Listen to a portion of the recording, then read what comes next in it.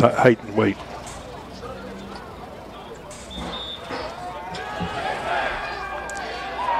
The other guys are going to run at him. Ehret's going to run at him. Welcome to Joe Yenny Stadium for tonight's 8-5A matchup between from Joe Yenny Stadium in Metairie, Louisiana. Crescent City Sports is proud to bring you high school football tonight. It's a key District 8-5A for this game. Some wonderful things have happened this year. So let's turn it over and listen to the public address announcer as he presents the colors and we hear the national anthem. Louisiana 062. The honor guard tonight is being commanded by Cadet Brandon Kimbrough, who is also presenting the American flag. The Louisiana state flag is being presented by Cadet Carlene Kilgore. The rifle bearers are Cadets Melanie Jimenez and Xavier Kilgore. Would everyone please rise, and gentlemen, please remove your hats for the playing of the national anthem by the East Jefferson Warrior Band.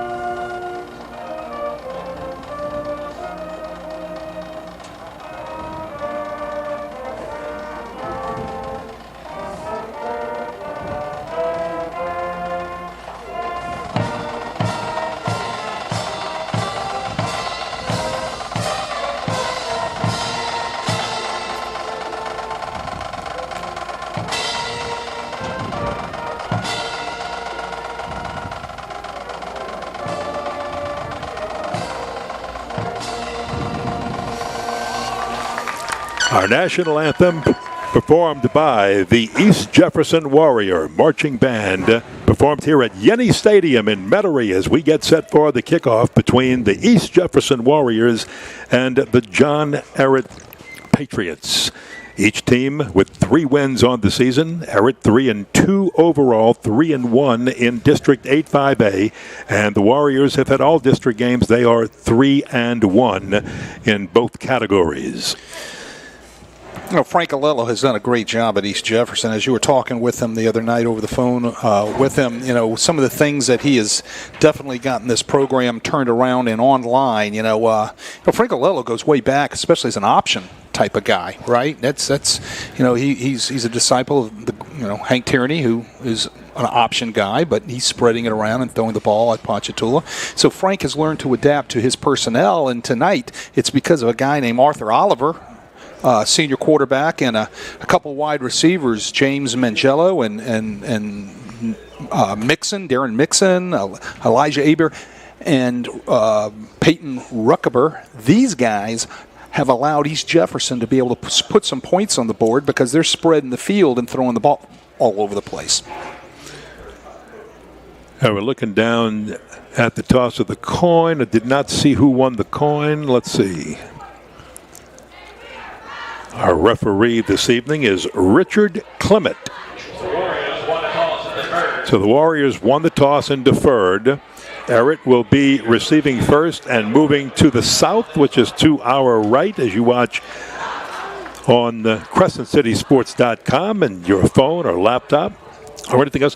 Getting back to what East Jefferson did differently, what's amazing is Alello, you're right, is sort of that option-style quarterback, but he's gone to an air raid offense because of the talent that he has. And then we'll talk about this as we get into it just a little bit. A lot of changes on defense, and they brought in some new coaches. They got a new defensive scheme, and it got this team all fired up, a 4-2-5. Well, the thing Frank told me is he had to make some changes on defense last year, simply from the standpoint that the amount of points that they were scoring, they would score 35, 40 points a game, but they were also giving up 48 to 50 points a game, right? Right. And it just doesn't balance out into wins and losses that way. So wherever you go, if that's an issue, that's a problem. You've got to make some changes on defense, and he made some changes with personnel and schemes and things of that nature.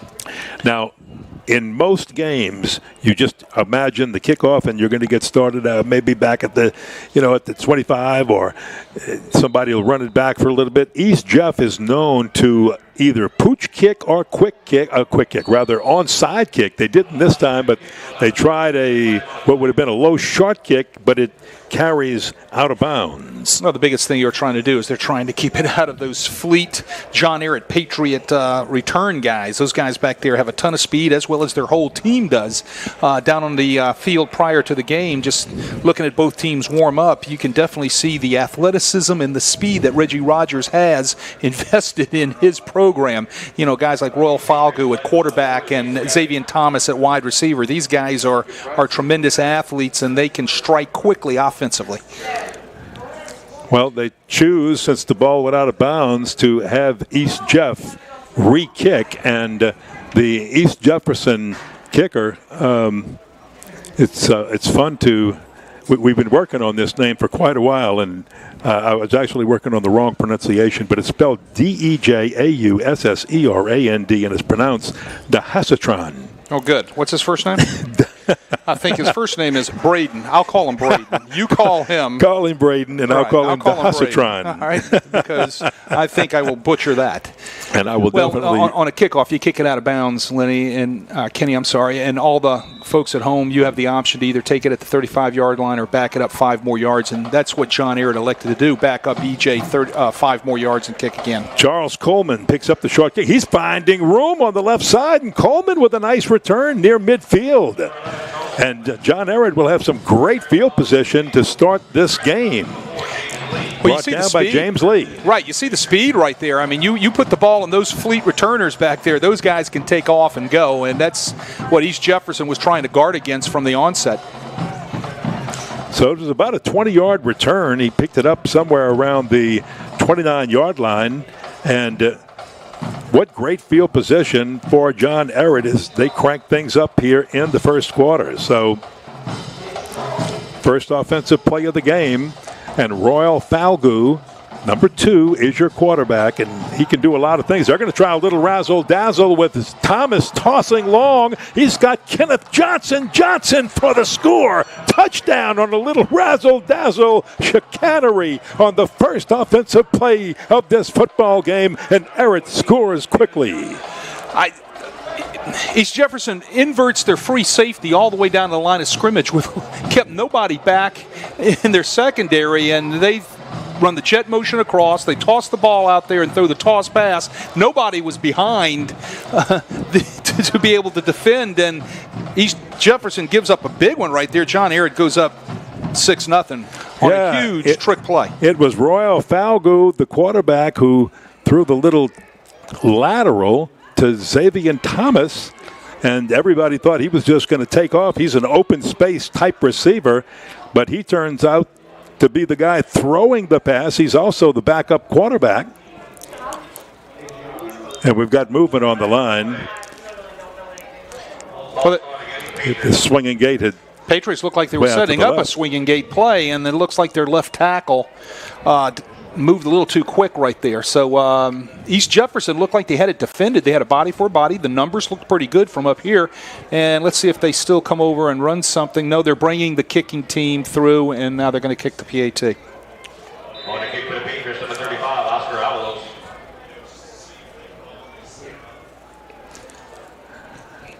And it is kicked up and good. And that 7-0, and it took a whole whopping 20 seconds for that to happen. My goodness. Well, that's what happens when you throw a trick play on the very first play of the game, and your secondary is nowhere to be found. You're going to go down 7-0. And I'm still trying to figure out what East Jefferson was trying to do there by inverting their free safety from the center of the field all the way down to the line of scrimmage on the motion. If they were in man, there should have been somebody running with that receiver, and it looked like somebody was in zone. Maybe somebody was in man. I think there was a huge communication faux pas right there by the Warriors.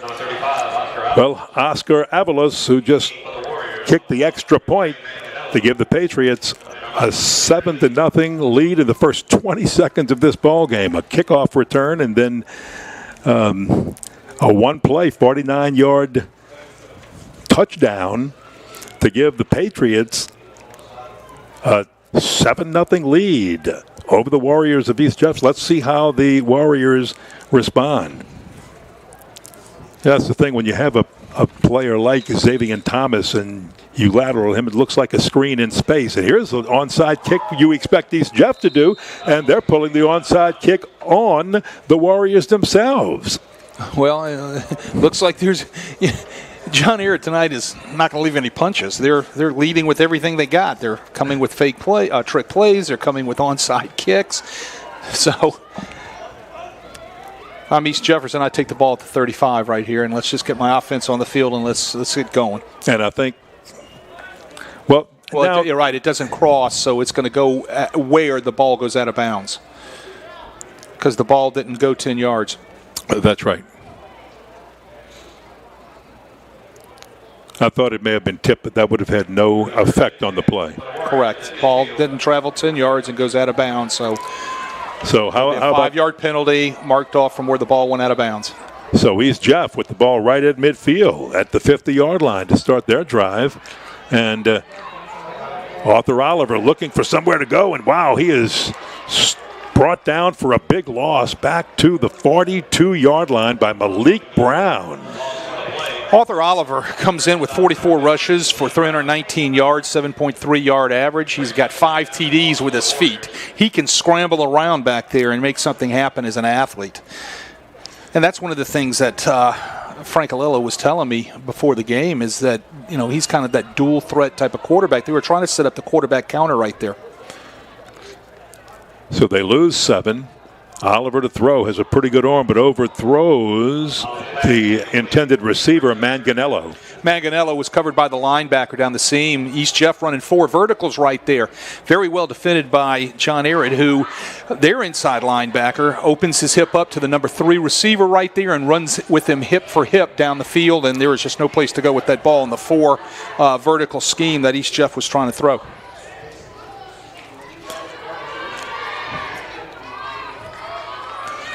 So still back at the 42-yard line after the loss of 8.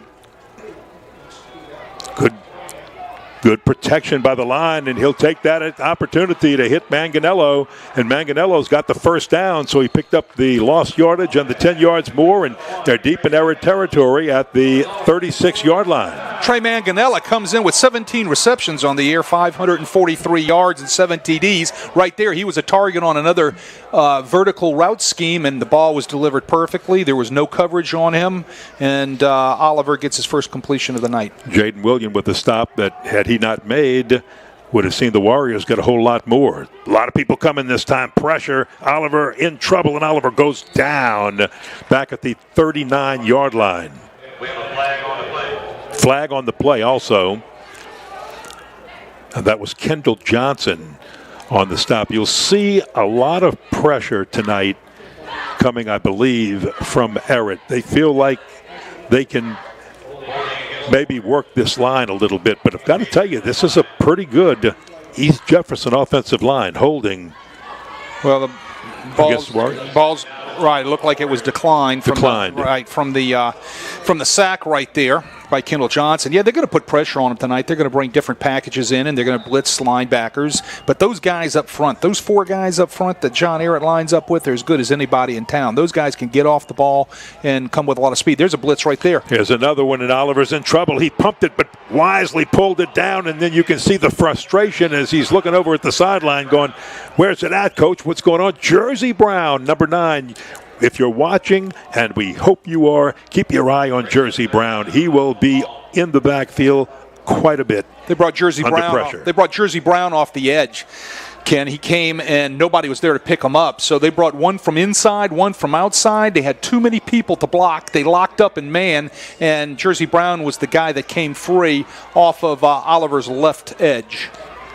Third and what looks like a football field, or at least half of one. Oliver in trouble, but he'll turn the Jets on. Escapes 1, 2. Can he escape the third? No, and he goes down at the 41-yard line in the arms of Ehret Davis. If he can't set his feet, if he can't get a chance to get downfield, he's going to have that much pressure on him. They're going to get him off the spot that quick. That's what you're going to see Arthur Oliver doing all night, just tucking that ball and taking off. Now, that can present a problem for your offense simply from the standpoint that when you get way behind the chains, you're not going to make up all that yardage.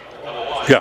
So they've got to do something with their protections up front. They're going to either have to max protect or do something, because John Ehret has shown the past 3 times they brought more than East Jefferson can block. Manganello, the fine wide receiver, is also the punter, a line driver. This is going to be returned, and it's looking good for Xavier Thomas, who has room for finally being run out of bounds past the 45 and near midfield. All right, make note to oneself, Frank Aleo. Do not punt the ball to Xavier Thomas.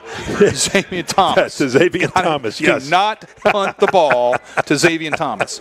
Make a note right now. All right, that cat looks like he came out of a gun. He came out that fast. All right, line drive punt right there. He catches it and got north and south real fast. Plus, on top of that, he can outrun me any day of the week. All right, so don't kick the ball to that guy. Kick it away. And look at the field position. Xavier Thomas gives this offense with that great return all the way down to the 48-yard line. He's electric. Of East Jeff. They'll try the middle this time, and it's his Cargo. May Cargo on the run. Not much. Cargo runs into the back of his offensive line on the inside zone right there just to pick up a couple of yards. And down to the 46. That'll give him a gain of 2. Makes it 2nd down and 8. It's interesting to see how these coaches are playing the chess game with each other, offensively and defensively, because there've been some pretty good film study in this game. A good shot, and Charles Coleman off his fingertips couldn't hold it, and now flags are thrown.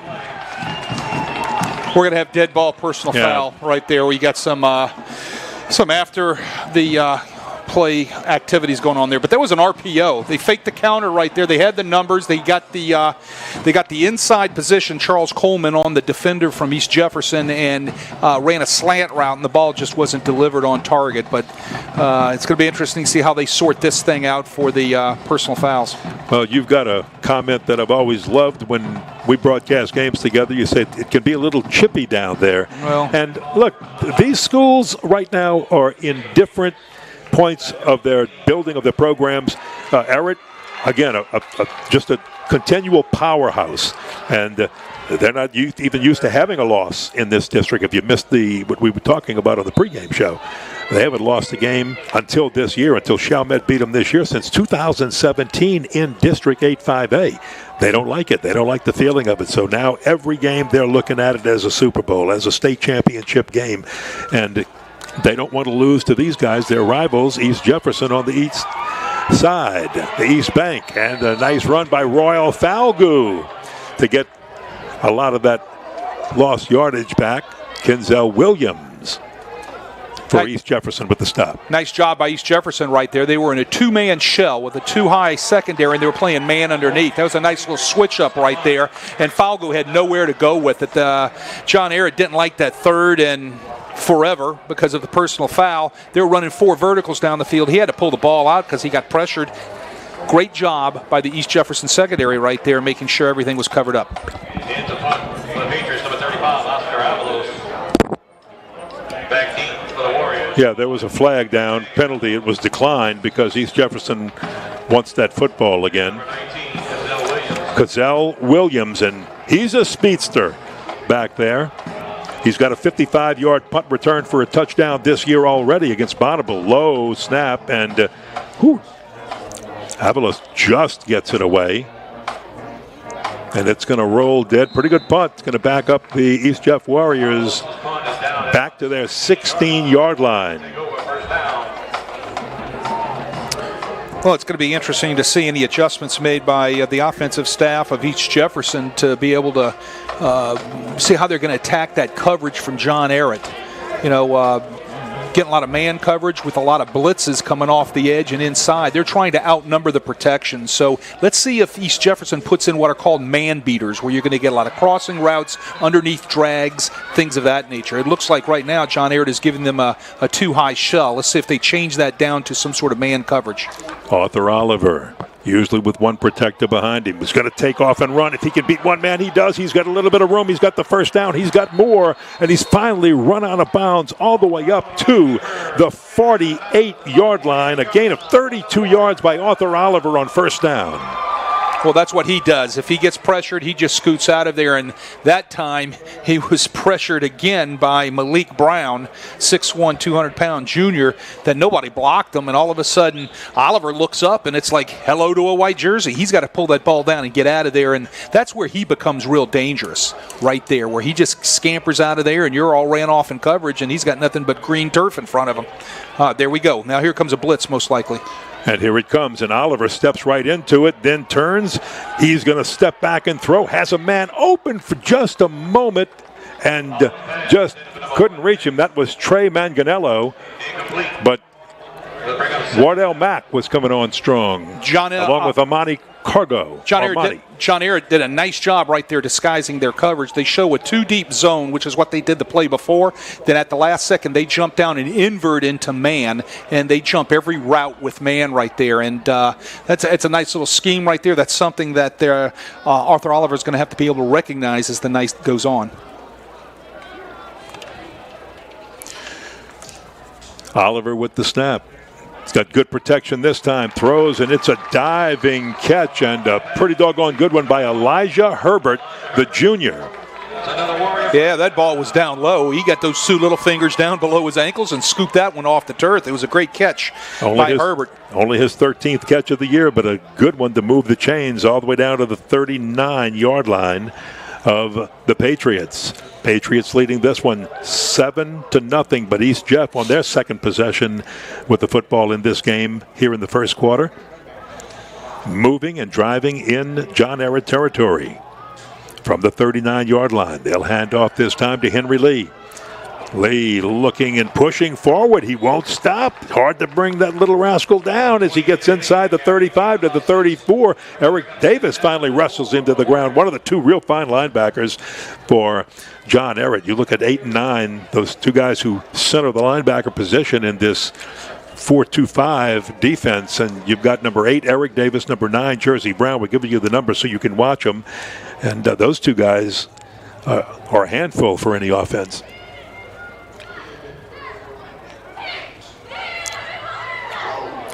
This time Oliver in trouble. Escapes one, but not the second. Then he goes down. Armani Cargo with the sack. Well, Monty Carbo was the second guy there. All right, so here we go. John Ehret, their answer is boring pressure, jump everything in man. Pressure, and they got two people there. One miss. Cargo didn't. All of a sudden, you're way back behind the sticks now. It seems like in the past two series, that's where East Jeff has always ended up at a particular point in time. 3rd and long, 2nd and long, way back behind the sticks. Well, they're at the 44 of the John Ehret Patriots. Oliver looking, quick throw in traffic in a double coverage, and the catch made, but just short of the first down.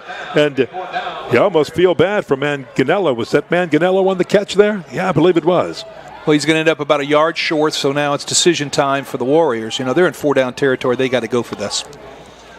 Outside the kicking area, dial up your best. 3rd and 4th down, and one play right here. So they're going to go for it on 4th down. 4th and, let's call it 4th and 2. You got good eyes.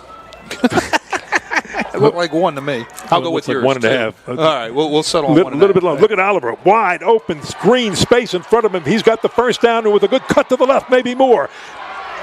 He almost ran into his own blocker, and that's why he had to slow down. If it wasn't for that, he may have found the end zone. But wow, all the way down to the 12-yard line. All right, put him in a closet. You're not catching this cat, all right? Ask Raymond Mosby. All right, he shaked him and juked him right out of his shoes right there down the field. Nothing open. He takes off, gets downfield. Raymond Mosby still looking for his shoestrings. All right, and off he goes, and lucky he gets knocked out of bounds. That was his second 32-yard gain of this game. Look at this wide open space. If he can beat one man, he does. And Arthur Oliver finds his way into the end zone. Touchdown, East Jefferson. That's an athlete right there. Yep. I mean, that's a guy that can make something happen. He's athletic. He's tough to deal with in open spaces. You better make sure you stay in your pass rush lanes. All right? And, you know, when you're going to play a lot of man and you got your back turned to a guy like this, and you've got yourself run off and he takes off, you're not catching up to him until about 20, 30 yards down the field. So John Ehret needs to go back to the drawing board. I like the idea of trying to outnumber things on the blitz, but they might start thinking about some zone blitzes so they can keep their eyes back towards the line of scrimmage. So that way when this cat takes off, they've got somebody there to be able to tackle him if you're in your lanes. If you're ran off in man, it's Katie bar the door because he could keep running, and all of a sudden you turn around and there he is. Well, that was Braden DeHauseran with the extra point. Good job on that name. I've been working on it. I'm calling him Braden. Well, he'll be kicking off again in just a moment. So we're tied at 7 with 4:06. That was a nice drive that took 7 minutes and 36, or rather 3 minutes and 30 seconds, and ended with Arthur Oliver on that beautiful 12-yard run following his 32-yard run. He had most of the yardage in that offense. Well, John Ehret's offensive drive. Right, John Ehret's over there right now kicking themselves because they had him, third and 12, third and 15? Yeah. Okay? So they were over there, and then they let him escape because that drive was all Mr. Oliver. Well, let's see if the DeHauseran, and again now, East Jeff is known to squib it or sky it or onside it. This one right in the middle of everybody, and somebody's got to get on the ball. It's a loose ball. It's like a big, long onside kick. Who's got it?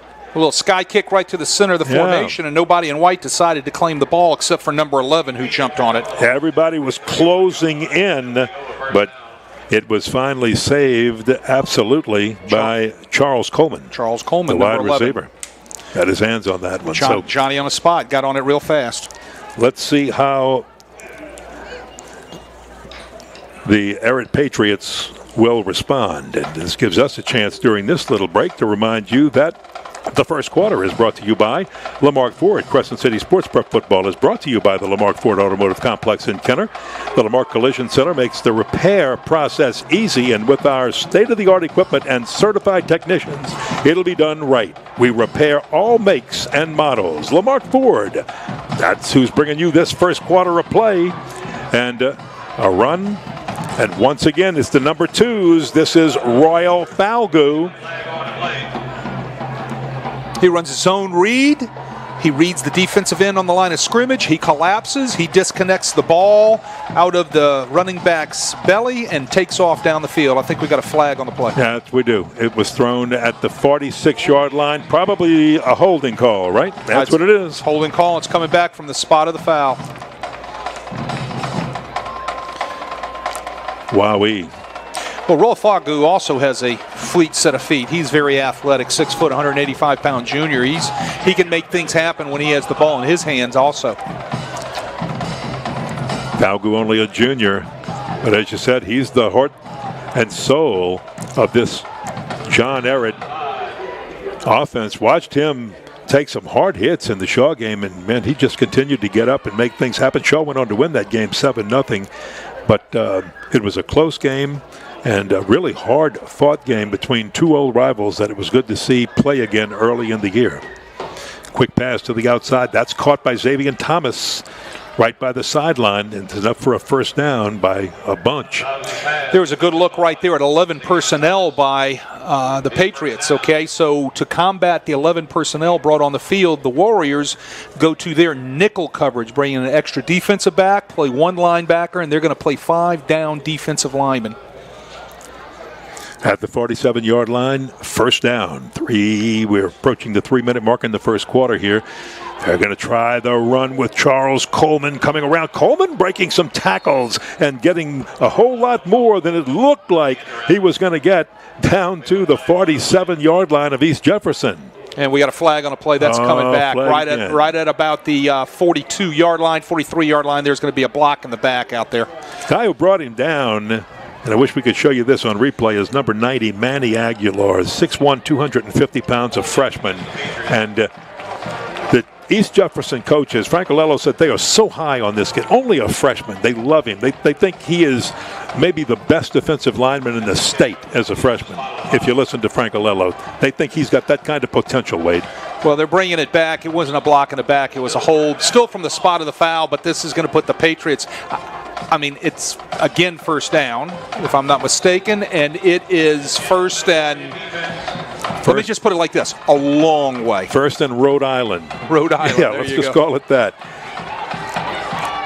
And they won't get anything to help their case on this run. Jason Gillard stops Ian Edwards.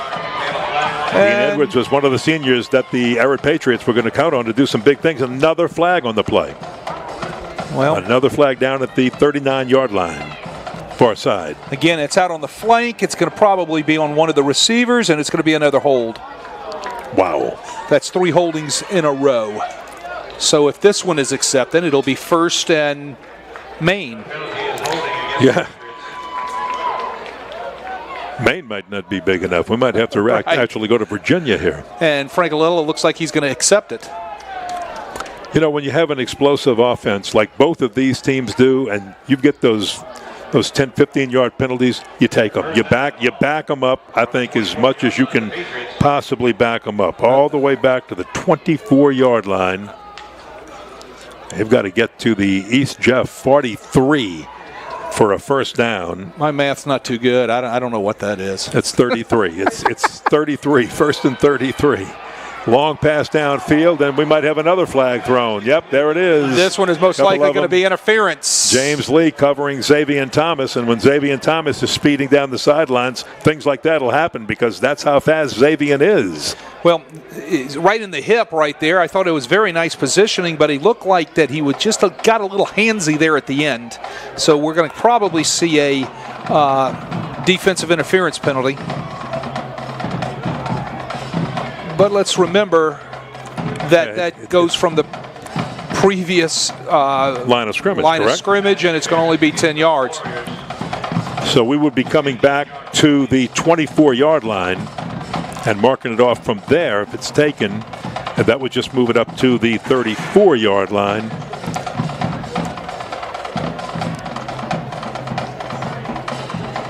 So that's exactly what they're going to do. They're going to mark it all the way up to the 39-yard line. First down marker is still at the 43. That doesn't change. So you're playing first down again. First down and long. And here goes Amay Cargo. Amay Cargo on the run, and he comes close to getting it. He got a big chunk of it back before Roderick Evans was finally able to stop him. Great job by the John Ehret offensive line running counter. They pull the backside guard and tackle that time, get the kick out in the seal, and Amay Cargo has nothing but room to run, and he really chomped down on all that yardage right there, so they're looking at second and manageable. Ian Edwards has been looking to have a big game, a big breakout game, so to speak, and he just came into the game, gets the play action to him, and then it's going to be tossed into traffic, into coverage, and what a great throw right into the arms of Xavier Thomas, who pulled it in, and he was well covered by James Lee. That's RPO. That's a bad read. The ball should have been given on a run. He's reading the outside linebacker's positioning on the slant route right there, and that time the receiver did not have the leverage. He gives the ball on the run. The guy might still be running in the end zone right now.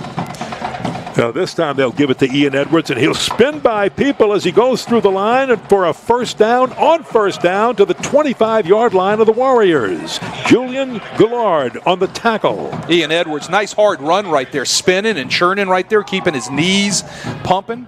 Great job by the 5'9", 165-pound senior running the inside zone. We're all tied up at 7 as we near the final minute of the first quarter.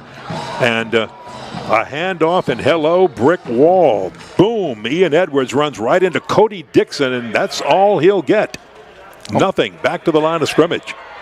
Well, Manny Aguilar also had a chance to get him in the backfield too right there, but missed it. So kind of slowed everything down so that way Dixon could get there with the rest of the guys in the blue jersey and kind of put a stop to that play. Final 30 seconds here of the first quarter. All tied up at 7. Ehret driving. Second down 10 at the 25-yard line. And here's a quick toss. They were looking on for a little bit of an inside slant by Xavier Thomas, but that one somewhere went awry. Just not on target with the ball. He had leverage on the corner right there. The corner was right in his hip pocket. A nicely thrown ball. They'd had most likely a touchdown. Ball floated kind of out of Falgu's hands right there.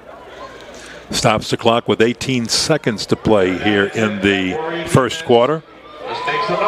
Third down 10. It's probably 4-down territory too, and even if they don't get much here, Falgu.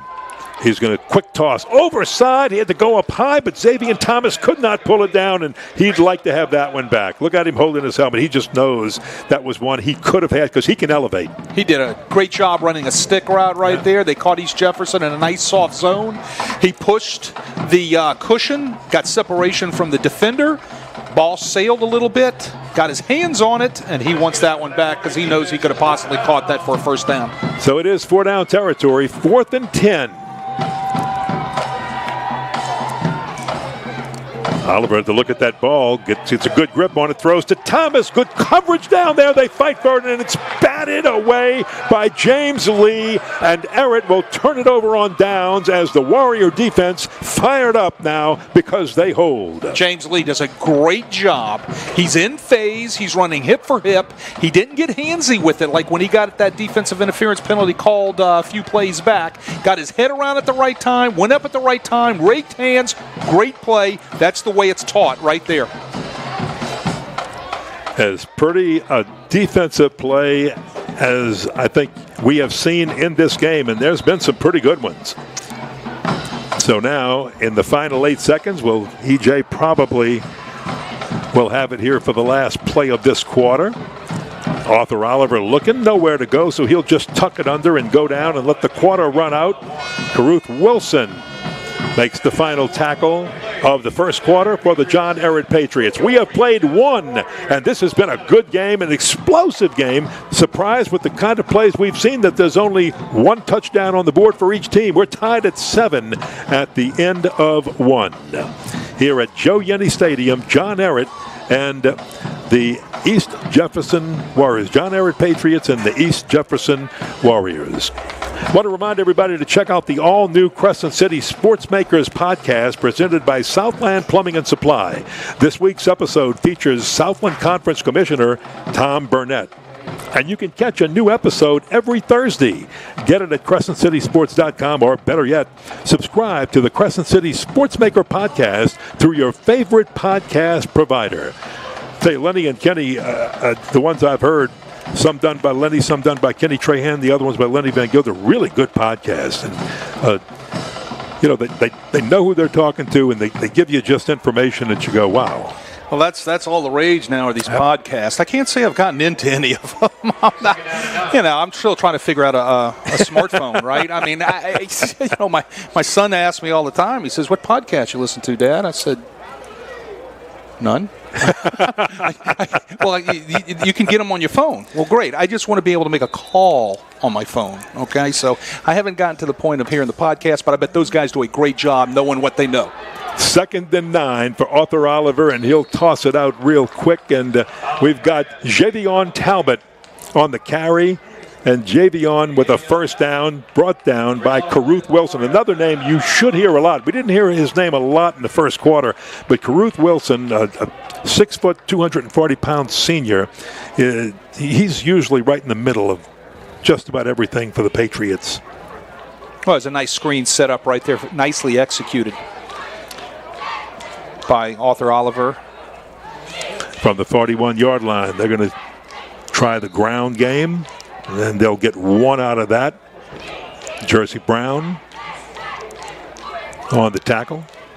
Jersey Brown came off the edge, off the East Jefferson left edge, the John Ehret right edge, just blitzed right down the line.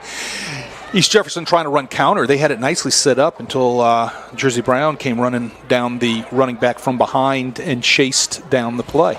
This is going to be the Javion Talbot series as a running back for the East Jefferson Warriors, and he'll get some help now as another blocker on 2nd down and 10 comes in. That's Peyton Ruckabaker, a 5'10", 170-pound junior. Oh, this one gets away from Oliver. Now he's just got to scramble. Too many white jerseys around him, and he goes down at the 28-yard line. You know, one play, 2 plays, and then something that blows up, right? They get sacked, something, a bad snap, something of that nature. And it seems like all night the Warriors are living way behind the chains, depending on Oliver to do something big to get out of it. And sometimes it's going to be pressure by both linebackers, sometimes just one. Eric Davis put the pressure on there and then just had to touch him down. Here's 3rd down and long. Oliver throwing over the middle. There was a little touching there, and everybody's calling for a flag. They won't be one. No harm, no foul on that one, as Armani Cargo was covering Trey Manganello. Armani Cargo might have got there just a tad early, but nobody's going to make that call in this game tonight. They're definitely going to call holding, though, as they've done in a few of the other series. All right, but that one, that was a little touch and go right there. Could have been a little bit early. Watch number 1. Watch number 1 for John Ehret right here. You got number 1 for East Jeff Manganello punting to number 1 for John Ehret, and that's Xavier Thomas. And this one will bounce right in front of him, and Thomas will pick it up. Flag is thrown, so who knows? This one may be coming back, but in the meantime, Thomas is taken off. He's breaking tackles. He uses the sideline, comes back to the middle of the field, and here goes Thomas. He's got one man to beat. He's got to turn it on. He wasn't running as hard. He thought he had it. Then he had to turn on the afterburners and go. And I think maybe the EJ players slowed down a little bit because they knew the penalty was going to bring this play back. It's going to come back, going to have a holding out there on the edge, but again, kick the ball out of bounds. You said don't kick it to Xavier. Don't kick it to this guy. All right, I'm just saying he is too electric. I mean, I am bringing my punter over, and I'm getting rather vocal in his face and say, punt it anywhere else, just don't punt it to him. Punt it to the left, punt it to the right. Don't punt it over your head, and do not punt it to number 1, Xavier Thomas, because he is too quick and too fast. Pretty nice moves along that sideline over there. You look like you back in your day. Gee. Only when they put dinner on the table. Only when they put dinner on. There you go. Big family. You had to eat. You had to get there quick, or you didn't eat. In the parish, baby. You had to get there early in the parish if you wanted a potato, huh? Big family of one.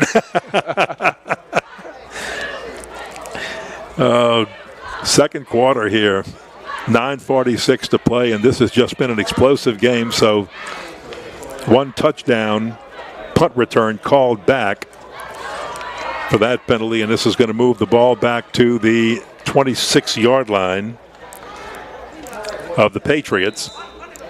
And that's where they start their 4th series in this game. Still tied at 7. So you see John Ehret now is in 10 personnel, 1 running back, no tight end, right? So East Jefferson is going to run their base defense. Looks like they're playing a zone coverage. May Cargo is the running back. And May, the senior, will get a few up the middle. Running is, especially through the line, except when the quarterbacks take it, they've struggled. This time Jason Gillard closed that door pretty quickly. Well, what John Ehret wants to do, they're trying to be balanced too. They're trying to take some pressure off of Royal Falgo, which is the right thing to do.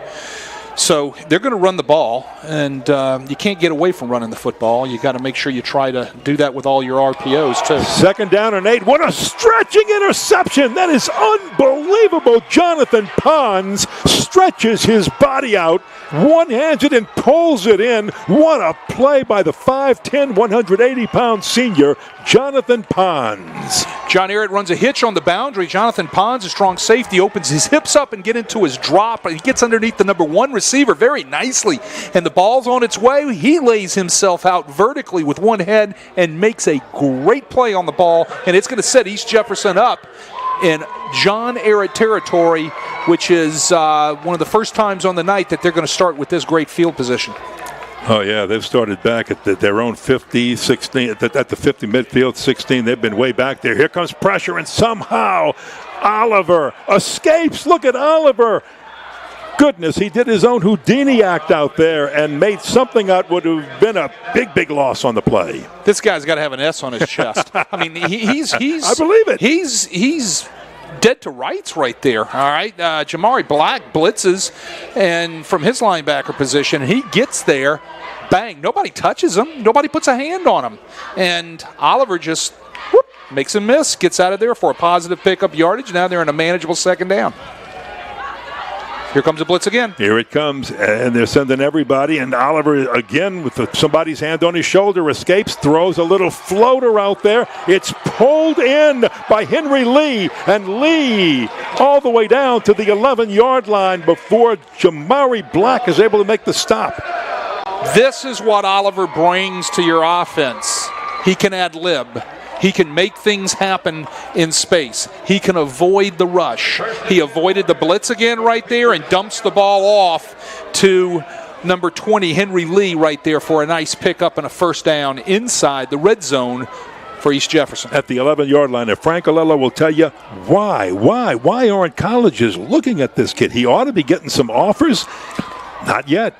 But somebody's going to discover him, maybe in tonight's game. Here's a toss into the end zone, knocked away just at the last minute, intended for Ruckabaker, and it was well covered by Cargo, or Monty Cargo.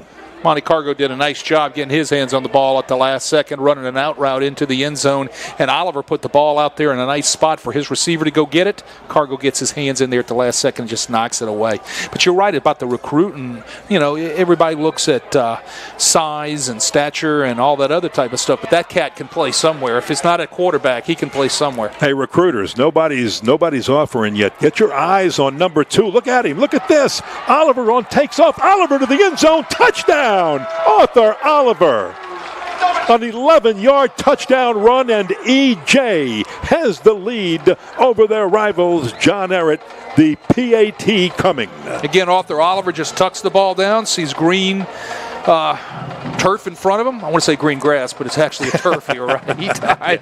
So he's got nothing but green in front of him. He just takes it and sprints into the end zone. Again, they caught John Ehret in man coverage. When you're turning your shoulders on man and you're running with your receiver and your head is turned, you don't know what that quarterback is doing behind you. They're going to have to make some adjustments with zone blitzes and play some zone back there. DeHauser ran in to attempt the point after. And he's got it. Wow, all Arthur Oliver on that drive again. This guy can make things happen. Like I said, I think he has an S on his chest. He's amazing. I'm telling you, I listen, I agree with Frank Alello. How can somebody not be recruiting this kid? He's an athlete. He runs the football well. He can play defense. He's a backup free safety, and the only reason he's not a starting free safety is they don't want to get him winded. They want him to at least be fresh and come out and rest during the defensive series. Otherwise, you'd see him more playing two ways in this game. He can play somewhere. You know, he can return punts. I'm sure he can return kickoffs. I'm sure he could be a solid corner. You know, I mean, you know, he's just an athlete, and you take your best athlete in high school, you put him at quarterback, and it's self-evident tonight. Fans at home can see how good of an athlete he is and what he can do when he has his hands on the football. Now watch and see, EJ, when they take a lead, loves to come back with not only the short pooch kick, but often the onside kick. So watch it close as DeHauser moves up on the ball. Here's the onsider, and it's deflected out of bounds. The only problem with that is you got to execute it, because now it's going to be at midfield. Yeah. actually across midfield if John Ehret takes the ball and the penalty. You got to execute that. I mean, I love the aggressiveness. I love all that type of stuff, but again, you can't put the ball out of bounds. The problem with the onside kick is if it doesn't work, you've given up a lot of field position. Of course, the other side of that coin is in a game like this where they're picking up yardage in chunks of 20 and 30 yards at a time, if they've got it back at the 30, 25, 30, it's not that big of a difference. Your defense just has to step up. Right. Well, the ball went 10 yards here, so it's going to go out of bounds right there at the 50, and they're going to put the ball at the 50-yard line. John Ehret takes it over at midfield. So excellent field position again for Ehret, who has started at their own 49, the 48 of EJ, their own 31, their own 26, and now back to midfield. So 3 out of 6 possessions, they've been right here at midfield. Here's the toss to Xavier Thomas. He's just trying to find space, breaks a tackle, and now flags go down. 1, 2, flags all over the place. Well, you're going to have a couple penalties, I think, on this. You're going to have a holding penalty out there in the flank, and then I think you're going to have a hitting behind the play penalty. Remember, in high school and college, and now even in the pros, you can't peel back if the running back is already ahead of you. So let's let them sort this out, and we'll see which way they're going to go with the flag. There's the hold. There's a face mask. They got a hold. They got a face mask.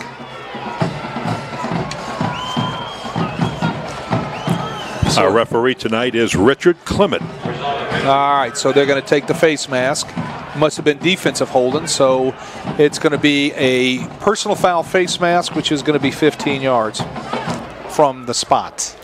So you're moving from midfield all the way down to the 31-yard line. First down. John Ehret with the football, trailing EJ by a touchdown, 14-7. We're at the 7:45 mark of the first half. Falgu with a quick throw, and somehow escapability shown by Ian Edwards, and he's continuing to get free and fights his way down to the 11-yard line. How do they do it? Well, you've got arms all over him, and you just can't bring Ian Edwards down. I'm going to tell you how you do it. You don't tackle. I mean, you're arm grabbing. You're reaching out, using your hands, and you're grabbing at bodies rather than putting your pads on people. You got to come under control, bring your center of leverage down, and you got to bring something with you. Falgu on the handoff, big hole, and this is Ame Cargo inside the 5-yard line, and that's going to be very close to another first down. They're going NASCAR. Yeah, they're going tempo. They're moving up now. They're trying to get them fast. Ame Cargo again with the handoff, and he is fighting over the right side. Won't find the end zone on this one, but is down to about the 2-yard line. Let's see if they mark it at the 2 or the 3. We see a lot of that today, and a lot of these spread teams, what they're going to do is if they bust off one play down inside the red zone, they're going to go lying down again and run a play within a matter of seconds right after to try to catch you off guard or try to be winded. You see that at all levels today.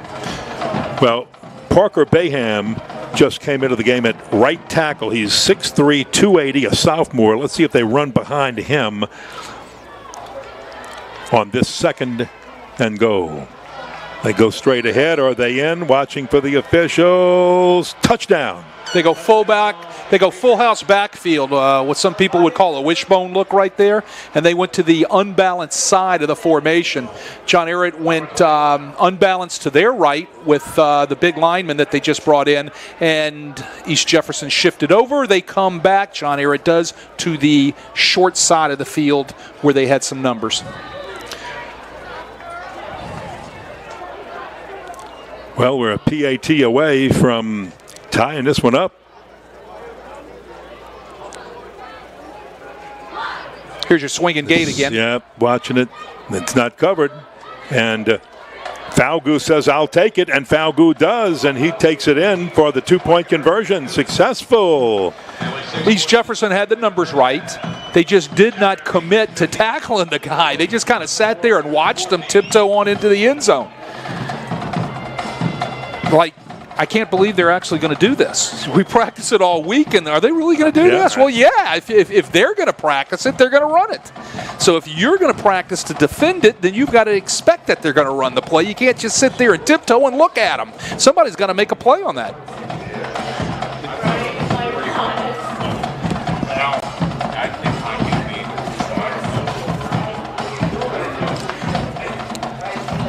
Well, we'd like to give you the person who scored that touchdown, but we got to find them. They're not on the roster, and we just had a roster check and got an updated roster. They got him before the game. All right, they got him out there on Airline Highway. They were cruising down the street. He was standing at the bus stop, and they said, "Hey, you want to go play tonight? Come on, we'll give you a jersey." Oh, maybe I just missed the number, but I thought it was either 21 or 41, and there's no 21 or 41. Coach Rogers got him on the West Bank Expressway. Well, they fooled both myself and our spotter. So, well, they fooled me too. So, yeah. But that's not hard. We'll figure out who it is and let you know. And they kick off to Manganella. He's got that type of Xavier Thomas speed, and he shows it right there with a return back out to the 42-yard line. I like this Trey Manganella. He plays with a little energy now, a little chutzpah, right? He gets after you. All right, he returns kicks. He'll play a little defense. He'll catch balls and run routes on offense. He's a tough kid. He's a senior. He's 6 foot, 170 pounds. He came in tonight with 17 receptions, 543 yards, and 7 TDs. I think I told you that earlier in the game. This guy can play a little bit. Got a little penalty. They're going to mark it off against John Ehret. Well, that's going to help the Patriots. They would have been starting from their own 41-yard line. It had to be some sort of dead ball personal foul, 15-yard penalty. Yeah, now we're going all the way down to the 44-yard line.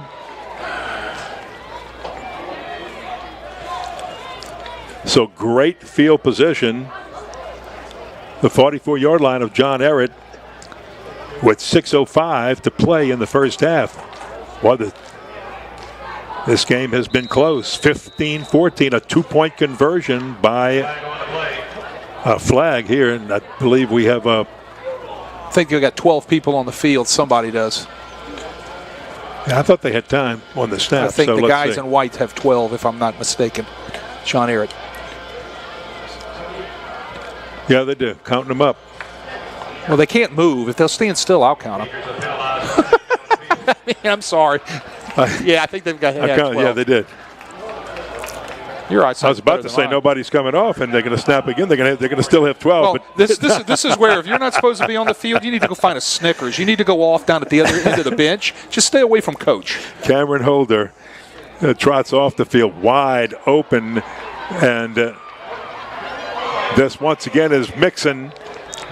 Darion Mixon with the catch, and he'll move the sticks for a first down as both of these quarterbacks, Arthur Oliver and Falgu for the Patriots, are finding wide open people. Wardell Mack made the tackle.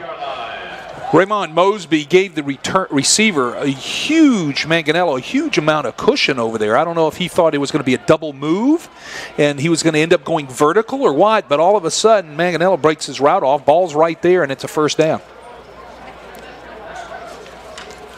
On first down, Oliver in trouble, and he'll go down back at the 36-yard line. Jamari Black. That was Jamari Black there first, and then Raymond Mosby came from his corner spot off the edge in a corner blitz that time. Nobody touches him. They jump him in man again. That's what John Ehret did, and they brought the corner blitz from East Jefferson's left side, and nobody touched him either. Raymond Mosby. He's a sophomore, 6'1", 175-pounder corner. Still good field position at the 35. Second down and a lot. Here's the toss, this time underthrown, or did he dive and get it? He's got it. What a catch by Manganello again. Man, I thought he could not reach that. I shouldn't second guess or even try to jump it on Manganello because he's got way too much talent. James Trey Manganello. We call him Trey. This time John Ehret brings the strong safety blitz. Wardell Mack comes from the East Jefferson left. Nobody's peeling back to pick this up.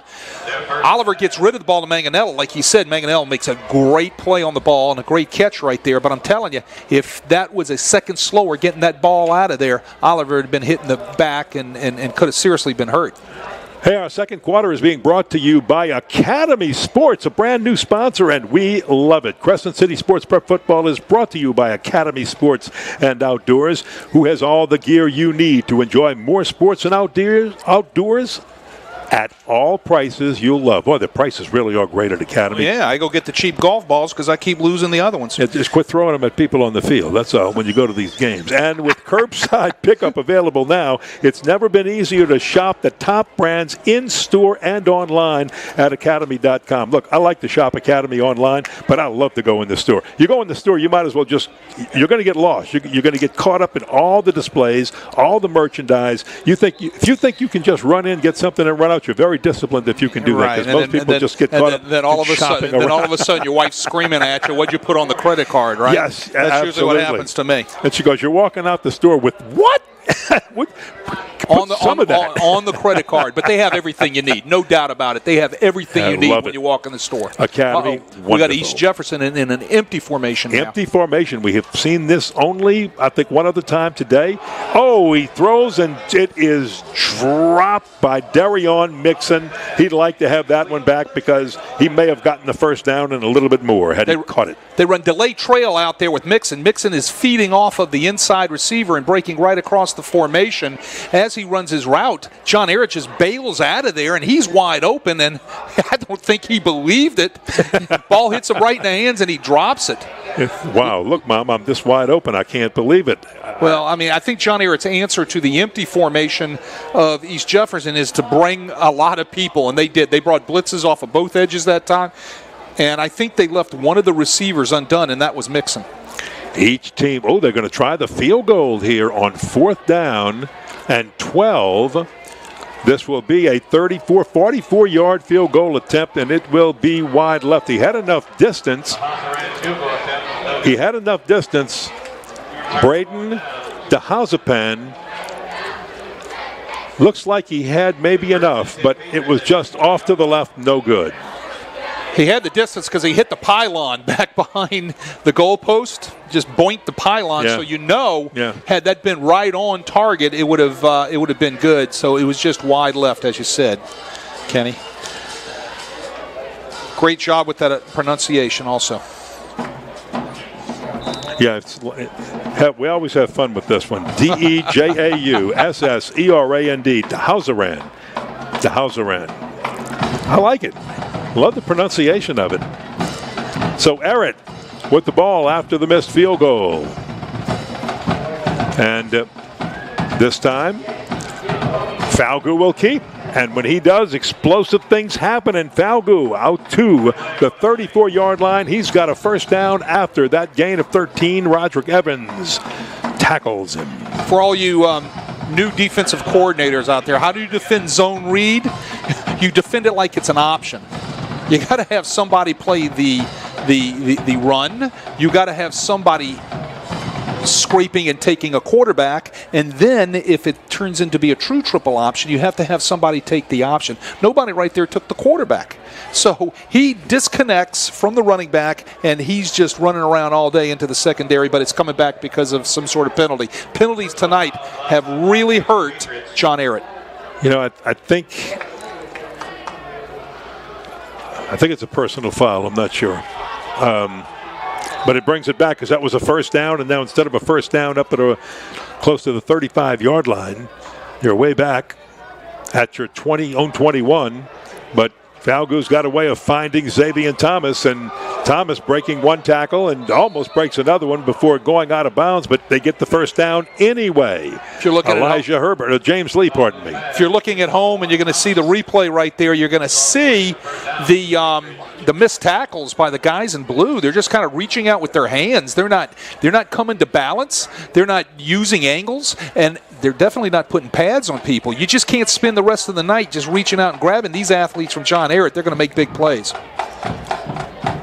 At their own 38-yard line, Ehret leading by 15-14 on a two-point conversion, a successful two-point for Falgout on a keep. Look at Falgout. Finds the open space, breaks a tackle, and is finally brought down inside the 45-yard line, down to the 43-yard line of the EJ Warriors. That's a pretty doggone beautiful run by Royal Falgout, the junior quarterback. That time he was reading the inside linebacker on the read option. If the inside linebacker went with the jet motion, he's pulling the ball and running up inside with a blocker in front of him, and that's exactly what happened. Very nicely executed play by Falgout. First down at the 43. They'll toss it to Charles Coleman. Coleman turns on the speed. Coleman, a wide receiver who they love to give the ball to on jet sweeps or just handoffs. And Jalen Gillard comes up with a touchdown-saving tackle. Before you know it, he's running around in the secondary. Nice blocking out on the perimeter by John Ehret, and there you go. He's running your jet sweep, and he's getting north and south. If you let that jet sweep get north and south with that type of speed, before you know it, he's running around in your secondary back there, and you know, they can just do that all night. Whew. It's about the blocking on the edge, and how are you going to force the play back inside? There was no force at that point. Nobody from a blue jersey from East Jefferson came up and forced that jet sweep back inside. You got to force that thing back inside before it gets going. Well, when that happens, you see big gains like that one right there, 16 yards all the way down, or 17 down to the 15-yard line. And it's an opportunity to tell you that we will have a great look at all the scores from around Louisiana on the Crescent City Sports Friday night high school scoreboard show. Kenny Trahan's been doing that for years, almost as long. I believe about 4 years less than Ed Daniels has done F&F, and I think his Friday night show is 30, so Kenny must be about 26 years with his original high school scoreboard show, and they do a great job, and you'll know if they're playing up in the Shreveport area or the Monroe area or down south, anywhere in South Louisiana. You'll get not only scores, but usually some report on the game by the reporters out in the field. That's all coming up to you, or for you. We're going to just look at scores at halftime, but you can go to CrescentCitySports.com scoreboard and Friday Night Scoreboard and get all the scores there. Just can't bring Ame Cargo down sometimes. He continues to push inside the 10-yard line, and they'll mark him at the 9-yard line. They run Javion Talbot. They run option right there, and he pitches it out to Ame Cargo, and a few missed tackles out on the edge again by the Warriors gives him a chance to get down the boundary and pick up nice yardage. This is very nice second and short, or should I say second and medium situation for John Ehret. I mean, the whole playbook's open now inside the red zone with this down and distance. A 2nd and 5 just inside the 10, and they're going to get the first down and maybe more. He's pushing the rugby scrum all the way down to about the 2-yard line. That big offensive line of John Ehret runs counter right there and just keeps moving the blue jerseys back and back and back. Like you said, rugby scrum right there, and it's down inside the 5-yard line with John Ehret threatening to score again. Yeah, they're gonna mark him right at the 2, 1st and goal at the 2-yard line. Falgout with Cargo to his right, and almost gets in trouble, pulls it in, and somehow he'll looked like he was going to make a dive to the end zone, was stopped by the EJ defense, and he'll go back down right at the 2-yard line, back to the line of scrimmage. He had a surge, and I don't know how they stopped him from at least reaching and hitting and breaking the plane to that goal line. Well, heck of a play. Manny Aguilar had a chance to make a stop in the backfield right there. He ran right past the fake, and then, like you said, there was a surge there, and you just don't know how he got into the end zone. But that thing should have been stopped back in the backfield. Manny Aguilar had a chance to make a huge play. This time he's got 2 people with him in there. He will give, and I believe that's Cargo again with the handoff. It is Cargo down to the 1-yard line, but he is not in. He got 1 yard. Brings up 3rd down and goal. So now it's 3rd down and goal. Again, Manny Aguilar came out of his defensive end position and did a nice job stacking that up. So they go straight ahead. Did he get in this time? Watching the officials, yes. They broke the plane. That's a touchdown. Barely. Nice job right there, getting in the end zone, ducking his shoulder, but barely got there. It looked like that. The East Jefferson defense had nice penetration, but we can't tell who the guy that was running the ball. Again, it might have been the guy that was the number that we don't know. That was Cargo. I thought Cargo had it. Okay. Wasn't sure. All right. Well, there you go. That was Cargo, who did a nice job on this drive, running those counters and getting up inside and doing some power running behind that big offensive line. Now they'll move the swinging gate back.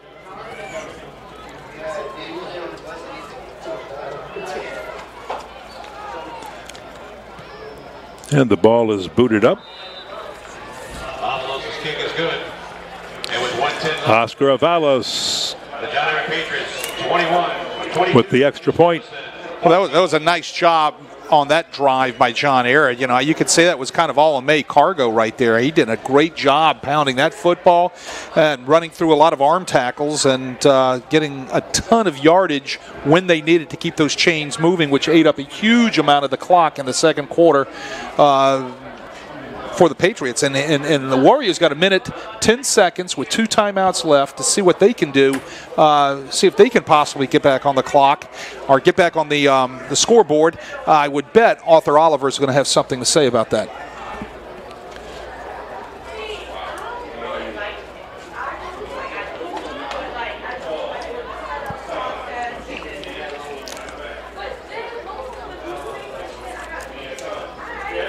One minute, 10 seconds to play in the first half, and if you wanted some explosive plays, you've had them in this game. I think the only thing that surprised me is with all the explosiveness that we've had, and look, we've got some points on the board, 22-14.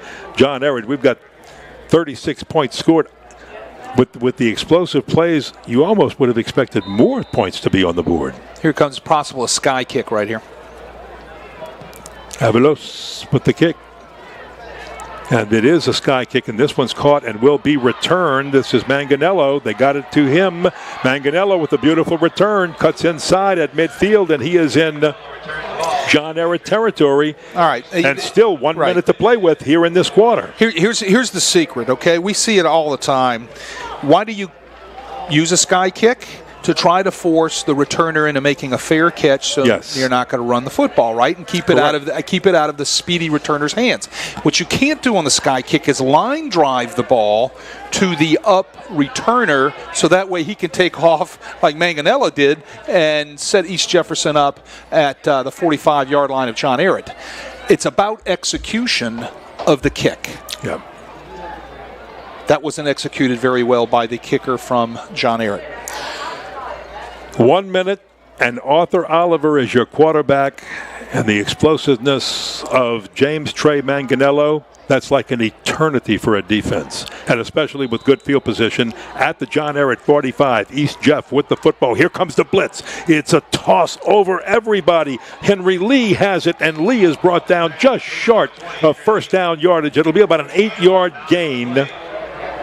Nice adjustment by East Jefferson right there. Does a great job converting to a man route to hit Henry.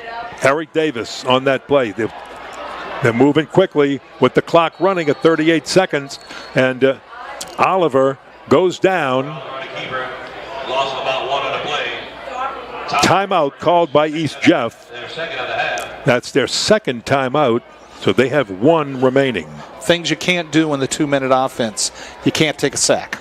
Okay, that's rule number 1. Do not take the sack. All right, you like the incomplete better than the sack because it becomes a wasted play for negative yardage, and that forces you to use your timeouts to stop the clock and come up with another answer on the next play.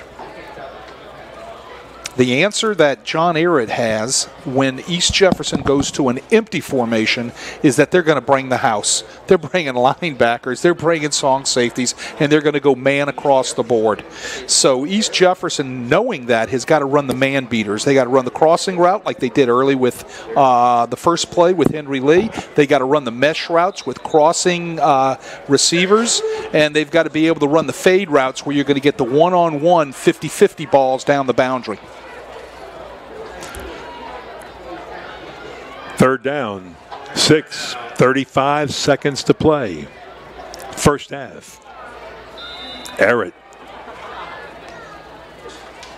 There goes your blitz. There's the blitz. Oliver scrambling. Oliver can do a lot with his feet, but the clock's moving too. Get out of bounds. He did not get out of bounds. Did not get out of bounds as he crosses the 30 down to the 27. They have to stop the clock to move the chains. It stops with 24.8 seconds. Remember, East Jeff has one timeout remaining in the half. The clock will wind the minute they set the chains. It's running now. 22-21, empty backfield. Oliver pressured and brought down as he's hit from behind. They need to call timeout. Jashad Johnson. Again, you take the sack after the Oliver gain right there. Two problems right there on the last two plays. Oliver doesn't get out of bounds, number one. Number two, he takes the sack. He holds on to the ball too long. Throwing that ball away and just throwing it out the back of the end zone right there buys him a chance to come back with more clock on it. Yep. So what happened? Two mistakes, cost you a timeout, 11.2 seconds on the clock. Now you're out of timeouts, and you're facing a second down and what's that, about 16 yards. Yeah. So you've got to throw you've got to throw something in 11 seconds where you can get a couple of plays off. You're going to have to throw something at the sticks and work the boundary. Again, Jefferson is going with the empty formation. The answer that John Ehret has, we're bringing the blitz. So here we go. What do? You got to run the man beaters down the boundaries. And with the pressure, you've got to credit the sophomore, Jashad Johnson. He snuck in the back way, and Oliver didn't see him coming, hit him from the backside and brought him down. So now here we go. Right now I'm looking for a way to get James Trey Manganello loose and get him the ball. Let's see if they can do that. Wasting a lot of time here, down to 7 seconds. Oliver, nowhere to go. He's going to have to end up throwing some type of a Hail Mary if he can set his feet or try to run it himself. Can he make something happen? Too many white jerseys in front of him. Somehow he breaks through the first one or two, but then is lassoed down from behind. Wow, that was entertaining. That will end the first half. That'll end the second quarter. That'll end the first half. And that was an entertaining run. That was entertaining. I'm telling you right now. It took a long time to develop. He made about 7 or 8 guys miss. So when he broke out down there and there was a whole wall of guys in white jerseys, I'm sitting here. My money was on Oliver to make them miss. All right, I think he just kind of ran out of gas. They're going to have to pump some fuel in here. They're going to put an IV in him at halftime because they got to get some energy back into him for the second half. They're still in this ball game at 22-14. Now, we can talk about this at halftime. We've got a lot of scores to talk about and everything else, but one of the things that we definitely want to reiterate is that we talked about how much talent Arthur Oliver has, and he started out his defense on this team a long time ago. He started out as a cornerback as a freshman and was a starter and played, and then after that first year when he really did such a great job, Arthur Oliver got the promotion to quarterback, and unfortunately in that sophomore year he got his hand stomped on, so he missed half the year, but he healed, came back, played his junior year and was selected, I believe, all district that year. In his junior year, that's how well he did. So they knew coming back here in his senior year that Arthur Oliver was going to be special. Seems like everybody knows the defenses, the opposition knows he's special. Everybody knows he's special, but right now some college recruiters who need to take a real good look at this young man and say he is very special. Well, if everything's in line, okay, if everything is in line, he needs to get a chance to play at the next level, okay? And I'm not necessarily saying at quarterback, but he is a special athlete that I would find a place for him to play somewhere on my football team, in the secondary, return guy, wide receiver. He's got that type of electricity that can just ignite your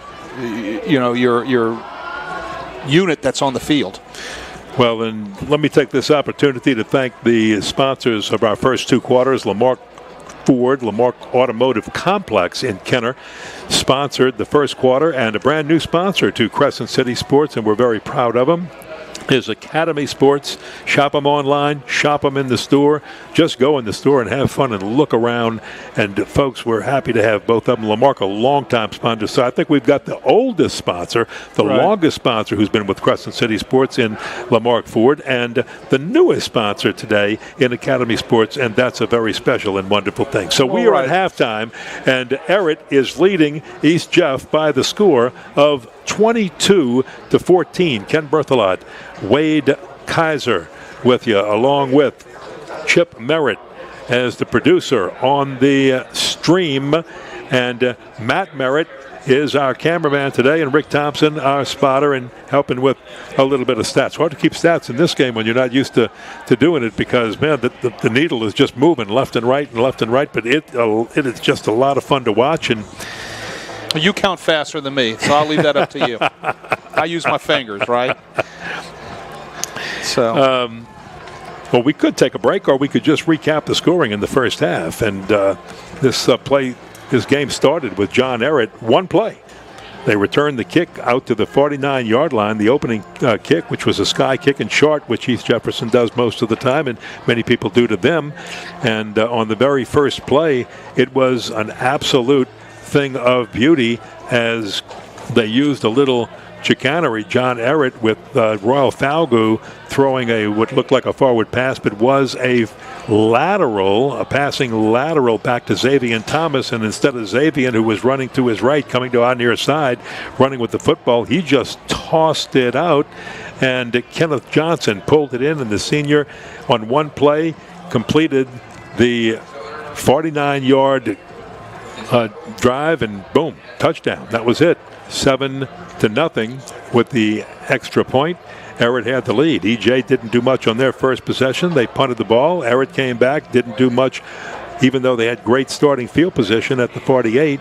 They had to punt the ball away, and then EJ finally got on the board to tie it on their second possession of the football, and they had to go 84 yards to do it. They did it with some fancy plays, and it ended up with none other than the young man we've been talking about, Arthur Oliver, scoring on a 12-yard touchdown to tie the game at 7. Then Ehret went on a long drive, got down low, and ended up turning it over on downs when a pass into the end zone it didn't work. They were out of field goal range, but too far and too close to that red zone, so they had to try it, and the EJ defense held, and they were all fired up. The defender who made the great play on that was James Lee, the junior. And I believe the ball was thrown to Xavier Thomas, and Lee was just there to knock it down and get that ball turned over on downs. East Jeff couldn't do very much with it on their next drive, but as they had to punt the ball away, Ehret's got it, and the first interception of the ball game, a diving, stretching interception, just a thing of absolute beauty by number 3, Jonathan Pons, gave EJ the ball, and the Warriors now with the score tied took it down. We're in the second quarter when Pons made his interception, and they go the distance of 69 yards, and Oliver with an 11-yard run gave the EJ Warriors a 14-7 lead. Pretty run from his quarterback position and just doing what he does, making magic with the ball. Good return as they continue to kick it and sky kick it short. And when we came back from that, John Ehret had great field position, starting their next drive at the 50-yard line, right at midfield. They went down and they scored. Number 21 scored the touchdown, and they went for 2 and converted it 15-14. We'd like to tell you who 21 is, but he is not on the roster. And the coach is up in the press box here, also don't know who he is, but we're going to try to find out for you. But 21 for John Ehret did score that TD. So we did get confirmation on the number. EJ went down. The Ehret defense stiffened after the Warriors started to drive from their 44-yard line. And at that point, Warrior kicker Braden DeHauseran, Jaden DeHauseran missed a 44-yard field goal. He was way off to the left, and as Wade described, hit the pylon behind the end zone, behind the goalpost. So he had the distance. It would have just snuck over the crossbar had he had a little bit more, moved it a little bit more to his right. But it was way off to the left, and it missed. Had the distance, but missed by a lot. So on that missed 44-yard field goal, the score and the lead remained 15-14. John Ehret. And they started a long clock-eating drive where Ame Cargo finally pushed it in from 1 yard out. And that made the score 22-14. EJ was going to give it one great last effort tried to move it down, had good starting position with 1 minute to play in the half at their own 45-yard line. But their drive stalled, and we had that exciting last play, which took all 11 seconds and a whole lot more. Their last play was 11 seconds. Oliver scrambled around and scrambled around and scrambled around. No one to throw to, and he finally took off, and he had a lot of green space in front of him, but that's because all the receivers were deep. Therefore, the coverage was deep. And when they saw him take off, the coverage just collected around him, and they stopped him somewhere around the red zone, and he was unable to score. And that's how we got to this point at halftime. John Ehret leading East Jefferson 22-14. Wade, I see you are looking at some of the scores, and we'd like to focus on maybe some of the New Orleans scores and look at that, and that would be a pretty good thing to do right here at halftime. So, got some great scores and some great games going on tonight around the state. As we look around at scores from around the state, we want to remind you to get the most complete and up-to-date Louisiana Prep football scoreboard anywhere at CrescentCitySports.com, presented by the All-State Sugar Bowl. Now, you will see on the screen when you go there what now on our phones, but what you'll hear is reports from reporters at every prep game going on around the state of Louisiana, and that's interesting because you're kept up to date with what's happening. Got a couple scores. Let's start with a few right now. It's halftime. St. Aug 7, Archbishop Rummel 7. Big ball game in the Catholic League right there. Brother Martin 14. They had their bye week this week, but they're playing Karen Crow, which was a state finalist last year. 14-0 Brother Martin in the second quarter. As I scroll down, a couple of others in the New Orleans area. St. Martin Episcopal 7, Riverside Academy 7. Trying to find those scores in the New Orleans area for you. And Pope John Paul, Springfield 0-0 in the first quarter. Fisher, South Plaquemine 33-0 South Plaquemine in the second quarter. A lot of games going on all over the state. A couple of big ones out west. Notre Dame 14, Catholic New Iberia 0. That's a big rivalry out there in the Lafayette area, and that's a huge one for Southwest Louisiana. A few other scores: Ville Platte 0, Church Point 0. A big one up in North Louisiana. Union Parish 14, Homer 7. That's a big rivalry up in the northern part of the state. Also, Sterlington 41, Richwood 0. That's a big one. West St. John 0, Mentorship Academy 0. They will be playing tomorrow, if I'm not mistaken. All right, so I gave you the score without them playing yet. How about that? Well, it is still, technically you're correct. Right, it's 0-0, and they haven't even started yet. I just looked at the date on that one. North Vermilion 35, Washington Marion 14. Westlake 7, Turlings Catholic 9. That's a big one in the Lafayette area. How about down the bayou? South Lafourche 27, South Terrebonne 10. Up in Baton Rouge, St. Michael the Archangel 12, Bel Air 0. Again, going back out to Southwest Louisiana, LaGrange 0, Rain 49. Down the bayou again, A.J. Ellender 14, Morgan City 0. Right here in the city, Lusher Charter 0, Livingston Collegiate 7. North of the lake, North Louisiana again, Franklinton Parish 16, Huntington 22, Belle Chase 14, Helen Cox 14. That's a big rivalry on the West Bank for the folks on the West Bank that are interested in that. A couple other scores right here. Beauchamp 0, Breaux Bridge 32. That's a huge rivalry right there. Scotlandville 10, Zachary 24. A lot of college coaches sitting at that game tonight. There's two football teams that are probably a couple of the most talented football teams in the state of Louisiana, being Zachary and Scotlandville. Scotlandville being a Division I select school, and then, of course, Zachary is a 5A non-select. That's a big ball game going on tonight up around the Baton Rouge area. 24, Zachary, 10, Scotlandville. Mandeville on the North Shore, 0-0 with St. Paul's right now. That's a big rivalry. Every game on the North Shore in that district is a rivalry. Jesuits 17, Archbishop Shaw 6, another Catholic League score. John Curtis Christian 26, Holy Cross 6. H.L. Bourgeois 0, Hahnville 14 down the bayou. We had the chance last week to bring you the Hahnville De La Salle game, which was a great game. Hahnville up 14-0 down the bayou with H.L. Bourgeois.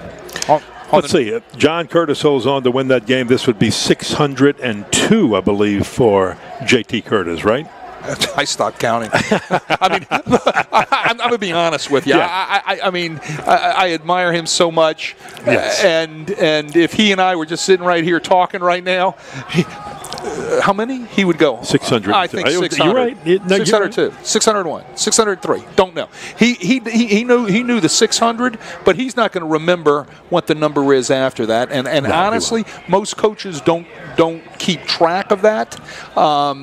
I know he got bombarded with texts and telephone calls and emails and everything over the past week. So especially when he got 600. Yeah, correct. Yeah, when he got right. his 600 a couple weeks ago, and as he should. But as time moves on, it's about getting ready for the next opponent the next week. And by the way, let me say this, since we have a new sponsor in Academy Sports on Friday Night Football with Ed Daniels on Friday night, very late, the 11 o'clock, 12 o'clock show when it comes on, presented him with a $600 gift card. Ah, that's for nice. 600 wins. Well, hopefully he'll go buy me some golf balls. Well, and the only I think thing I need he to had give him a call. Wait, the only thing he had to promise was he would use it on himself, because JT, he'll think of everybody else and use it on everybody else. Right. And they said, you have to use this one on yourself. I will say this: he's not going to go buy golf balls for himself. Here's a big score. I don't want to buy them for you. You'll be throwing them in some SEC stadium. No, I'm going to be out practicing with my 9-iron. You think that's new, but let me tell you this before you say. I can remember my first year at Tulane, and I'm walking on the field at halftime, and at that year we were doing television, we weren't doing radio, so we're walking down at halftime, and boom, and I get hit in the back with something, and I look down, and sure enough, I pick it up. Hit you in the head? Top flight. No, in the back. In the back? Okay. So did you use it? Absolutely. There you go. Went right in the water. Here's a big score for the folks that are interested in 8-5A scores in the district. Yes. All right. Chalmette keeps rolling 27-0 over Higgins right now in the second quarter. Well, I'll tell you what, Chalmette is loaded. Remember, Chalmette handed both John Ehret and East Jefferson their only loss in district. They each have one loss. They're 3-1 in district each. We got to do them, I think, week 3 of the season, the Chalmette Holy Cross rivalry out in Chalmette. And, that was a tough loss that night for Chalmette. But I spoke to Jason Tucker after the game, the next day after the game, and he's doing all the right things, and he's got his program heading in the right direction this year, and they're just getting better and better and better every week. Another big score up in By the way, let's remind people, too, that Chalmette is going to win this district. Yeah, they're going to win the district. So 8-5A belongs to them. Right. This is a battle for second place in seeding right here. Yeah, in the district. That's what we're watching 8-5A. tonight. Yes. That's correct. This is a big score up in Shreveport, Kenny, right now. Bird, which is a select school, Division I. C.E. Bird. C.E. Bird, 30. Airline 14. Airlines picked to win that district up there in Shreveport. That's a big rivalry. That's a big rivalry. Big rivalry going on up there. Everybody's interested in this one because it's on television. It's on national television. I think this is the second time Isidore Newman has been on television in the past 2 to 3 weeks, and they're playing a team from Florida called Berkeley Preparatory School. I can't tell you where in Florida. Berkeley Preparatory is 7-0 on Newman right now. Ooh. I think they're out of Tampa.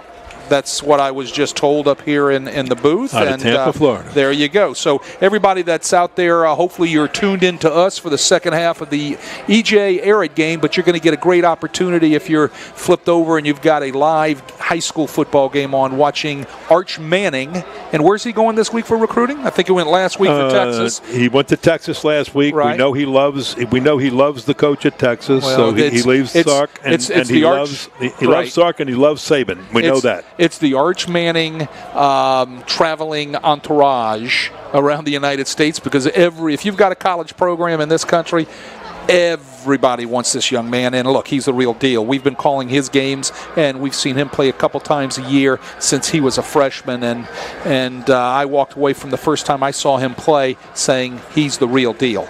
Don't forget, as we get ready to start the second half here, you can take a look at scores from around the state and get the most complete and up-to-date Louisiana Prep football scoreboard anywhere at CrescentCitySports.com, presented by the All-State Sugar Bowl. CrescentCitySports.com. They go to 11 o'clock, and you'll get every score and reports from games. As we get set to go to start the third quarter, it's Ehret 22, East Jefferson 14. East Jefferson had won the toss. They deferred. They get the ball, and you know they are looking to try to get down there and tie this game up. Now this one will break the plane of the goal, and it is blown dead. Well, that's kind of the way to do it, to keep it out of the speed of East Jefferson. Just put it back in the end zone. Don't know why they haven't been doing that all night. Yeah, you know, it's like you. I think sometimes many coaches feel, do use the sky kick and they'll fumble it or they'll drop it. No, here it is. And being in the profession for so long, and guys like JT will tell you, and Hank Tierney will tell you, you know, being in it for 34 years like I was, we outthink ourselves. Yeah. I'm serious. We outthink ourselves. And instead of doing things simply, we will beat our head against the wall to try to do something, whereas we should have just done the simple thing to start off with. From the 20-yard line, first down, Arthur Oliver. Oh, he's got all day back there. And finally, the protection breaks down, and he has no one to throw it to, and he's sacked back at the 10-yard line. That'll be a loss of 10. Great coverage by the Patriots. Wilson on the sack. Right, great coverage by the Patriots right there. He had all day on the protection, and that was a nice job by that East Jefferson Warrior offensive line. But sooner or later, you just got to throw the thing away and come back and play another down. Yeah, you've talked often on broadcast with both Lenny and myself about that internal clock that a quarterback has. You just got to get rid of it. You just know nothing's open. Let's just get rid of it. One's not open. Two's not open. Let's get rid of it. Here comes a blitz. And he escapes 1, 2, and escapes 3, and maybe a fourth before being pushed out of bounds at the 24-yard line. So he got the lost yardage back and 4 more yards to boot. Tyreek Regalia pushed him out.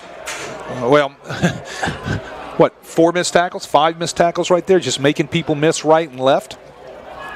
Ehret's doing a nice job right there in their coverage. They're playing a little bit more zone, which I like to see from their secondary, so that way they can hopefully keep him from just taking off and running if I'm turned around in man. Just so elusive. So at the 24-yard line, third down and about 6.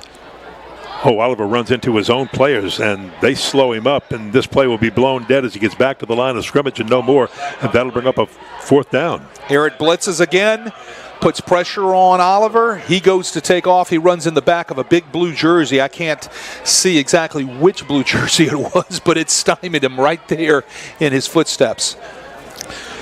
So the punter will come on, and that is the talented wide receiver, Trey Manganello. And again, he'll be punting to the person Wade says do not punt to him. That is Xavier Thomas. I did say that, didn't I? Let me count the ways you've said that. Flag down. Hold on. What's this about? Somebody lined up in the neutral zone, or there was some sort of illegal procedure. Well, it was. Looks like it's 4th offside. and 9. Lined up in the neutral zone, so they stop the ball, move it up 5 yards, and they'll attempt to kick again. Yeah, 4th and 4 is still way too much to attempt back in your own territory at your own 26-yard line. Let's see if he got the message not to kick to number 1. Because number 1 does amazing things, and he is going to kick it to the right, and it'll go out of bounds. So he didn't kick it to Thomas. I don't know if he just shanked that or if it was kicked to the right on purpose. I'd like to give the benefit of the doubt. I think that was a nice job of kicking to the right. Away from Xavier Thomas. Away from Xavier Thomas, and the ball went out of bounds, so Xavier Thomas couldn't put his really good hands on that football. Nice job by Manganello right there. I'm sure that the coaches at halftime had a few words to say, and of course, being the coachable young man that he is, he did exactly what his coaches told him to do.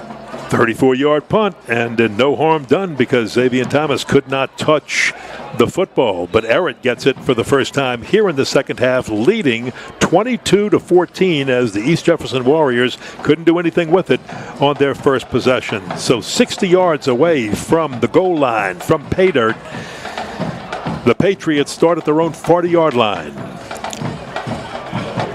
A lot of wideouts for Royal Falgout, who has been just stupendous, just magnificent, as has Oliver at quarterback. And as I say that, he has nowhere to scramble to when he's brought down at the 33-yard line for a loss of 7.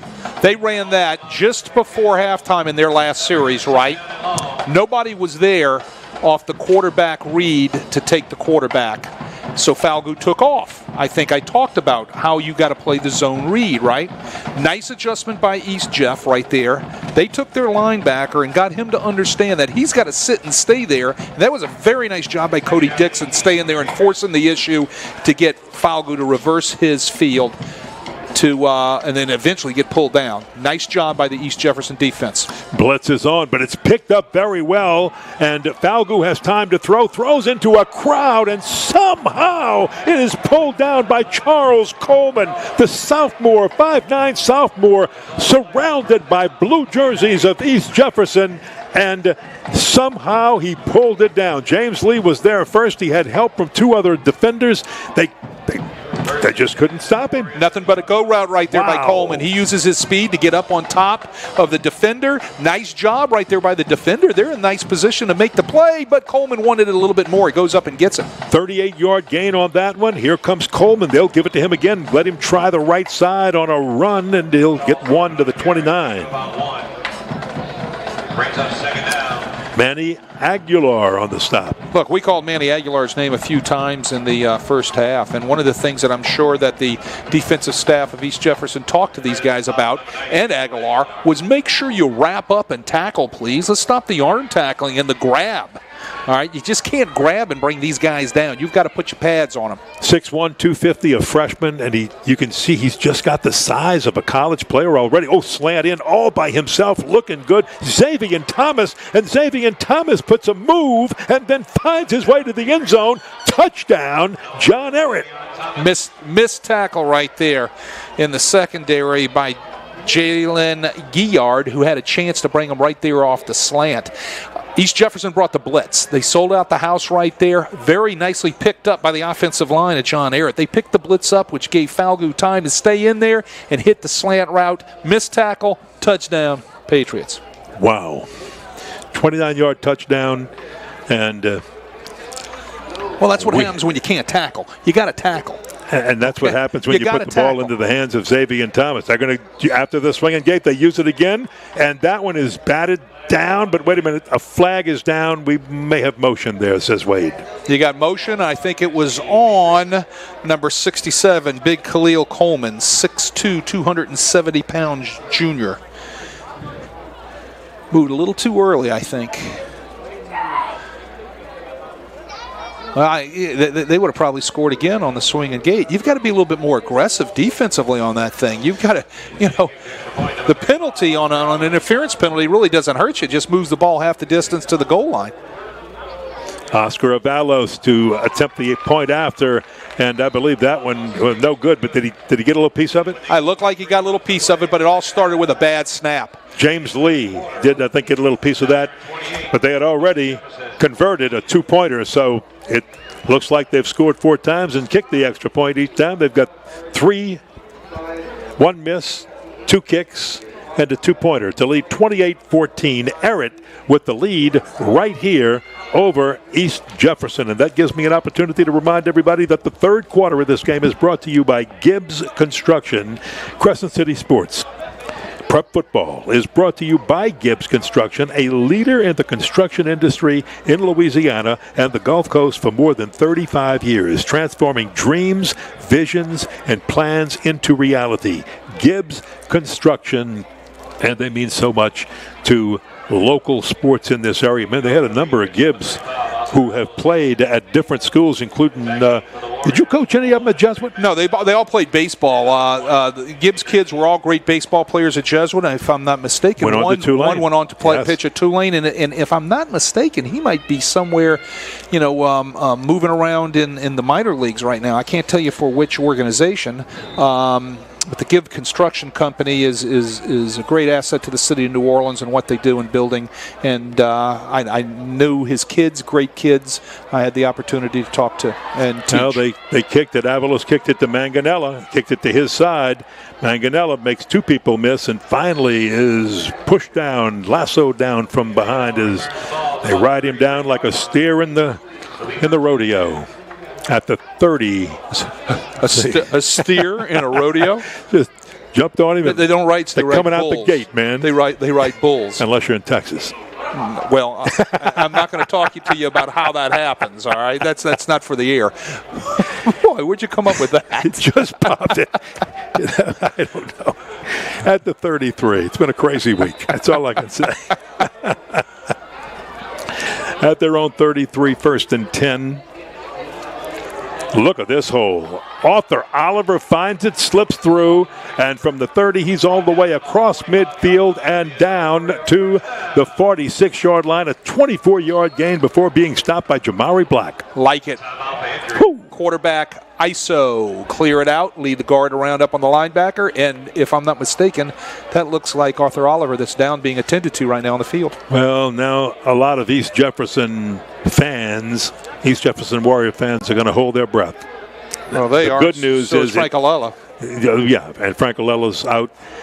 Take a look. Now, you're hoping from what we see that it's only a cramp, but you don't know, and we're not going to try to guess it. So let's wait and see what happens. In the meantime, if Oliver goes down, Brian Gonzalez is the backup. He is a sophomore. He's warming up on the sideline right now because Oliver's going to have to come out for at least one play and maybe a few more depending on how serious this injury or how bad the cramp till he can work it out if it is only a cramp, and that's what everyone hopes it is. And he's up. And that's good news. He looks like he's tired, hey, as he should be. Well, probably so, and I can understand. Look, he's walking off under his own power. That's the good news. And I know that makes the coach very happy. Right. Back in the day, they used the old ammonia capsule, right? Yes. They don't use those anymore. Can't do that. I had a few of those snapped under my nose at a few times to get me zinged back and put you out on the field. But today they're going to take him over. They're going to make sure he's hydrated. I'm sure they're going to also let him catch his breath, and then they'll get him back on the field. Yeah. 1st and 10 Warriors. 1st and 10 at the 46-yard line of Ehret. Boy, Oliver is just so explosive. So there's his backup in there now, Brian Gonzalez. And look at Gonzalez on the move with a nifty move of his own as a flag is thrown at the 35-yard line. John Ehret does a nice job stacking it up at the point of attack, right? What does Gonzalez do? He backdoors it and gets around the back of the pursuit and just takes it down the boundary, but that might be coming back because of the flag. Oh, man, that's tough because that would have been about a 13, 14-yard gain. Would have been a first down. It's going to negate all of that. Actually, more than that because they would have marked him down at the 29, I believe. So that negates a 17-yard gain, a first down if it's coming back. Let's wait and see. Well, he's 6'4", 170-pound sophomore. He's going to have room to put some body weight on. He's a prototypical type quarterback that you would want to have in this type of offense.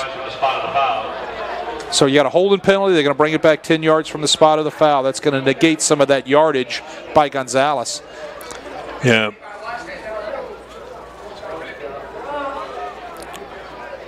Oh, well, he's going to go back and he's going to look at this video and he's going to look at it a few times and he's going to say, wow, you know. He look at the highlights of that. All right, well, he stays in there a few more times for another play. So we'll see how long if he's just going to finish out this series. Well, he's played in some of the other games. He's gotten a little experience, but not a whole lot. And there's the toss, and he throws one complete. Nice man short of beater a first again. down, but a good catch by Elijah Herbert. Nice man beater again. I keep saying man beaters. What I'm talking about is if you're going to run man coverage, I got to run away from the man coverage, okay? I've got to keep bringing the crossing routes. I got to use what are called mesh routes, or you can't say this as an offensive guy, pick routes, got it? Things that are going to be able to loosen your jersey up so your quarterback is going to get a good look at it and he can deliver the ball. Nice job right there by the offense and by Gonzalez. That was Gonzalez's third completion of the year in 4 attempts officially, and now he's 3 for 5 as he's in the game. And we have an Ehret player who's down, and that is Wardell Mack. Well, Gonzalez sits nice in that pocket right there. He doesn't fleet out there real fast. He kind of moves his feet and slides around like he did right there. He throws a steady ball. He's looking down the field with his eyes if he is moving from side to side to try to create some time for himself. What surprises you, he moves very well for a guy his size, 6'4", not a whole lot of experience, only a sophomore. They're getting him in when they can. Like I said, he's thrown some. Hasn't thrown a touchdown pass yet, has been picked off one time. But in this game, you're right, he's looking poised as a backup quarterback and looking very, very good back there. Right. I mean, he's Brian Gonzalez. Right. I mean, he's solid, and he's going to be the heir apparent to this offense when Arthur Oliver graduates and leaves East Jefferson, hopefully on to carry on his career someplace. And Oliver is a senior, and we'll say this once again since we have this little bitty break. Hey, recruiters, if you're not looking at Arthur Oliver, and Coach Francolello says that there's not enough people looking at him, not a whole lot, he's a steal. He's an athlete. He's a quarterback. He's a wideout. He's a running back.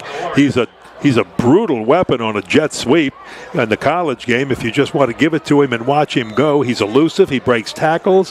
What more can you ask of this young man? Arthur Oliver. Here's a handoff, and it's Javion Talbot up the middle. He fumbles the football. It's popped up in the air. Scramble for it. Hot potato. Who comes down with the football?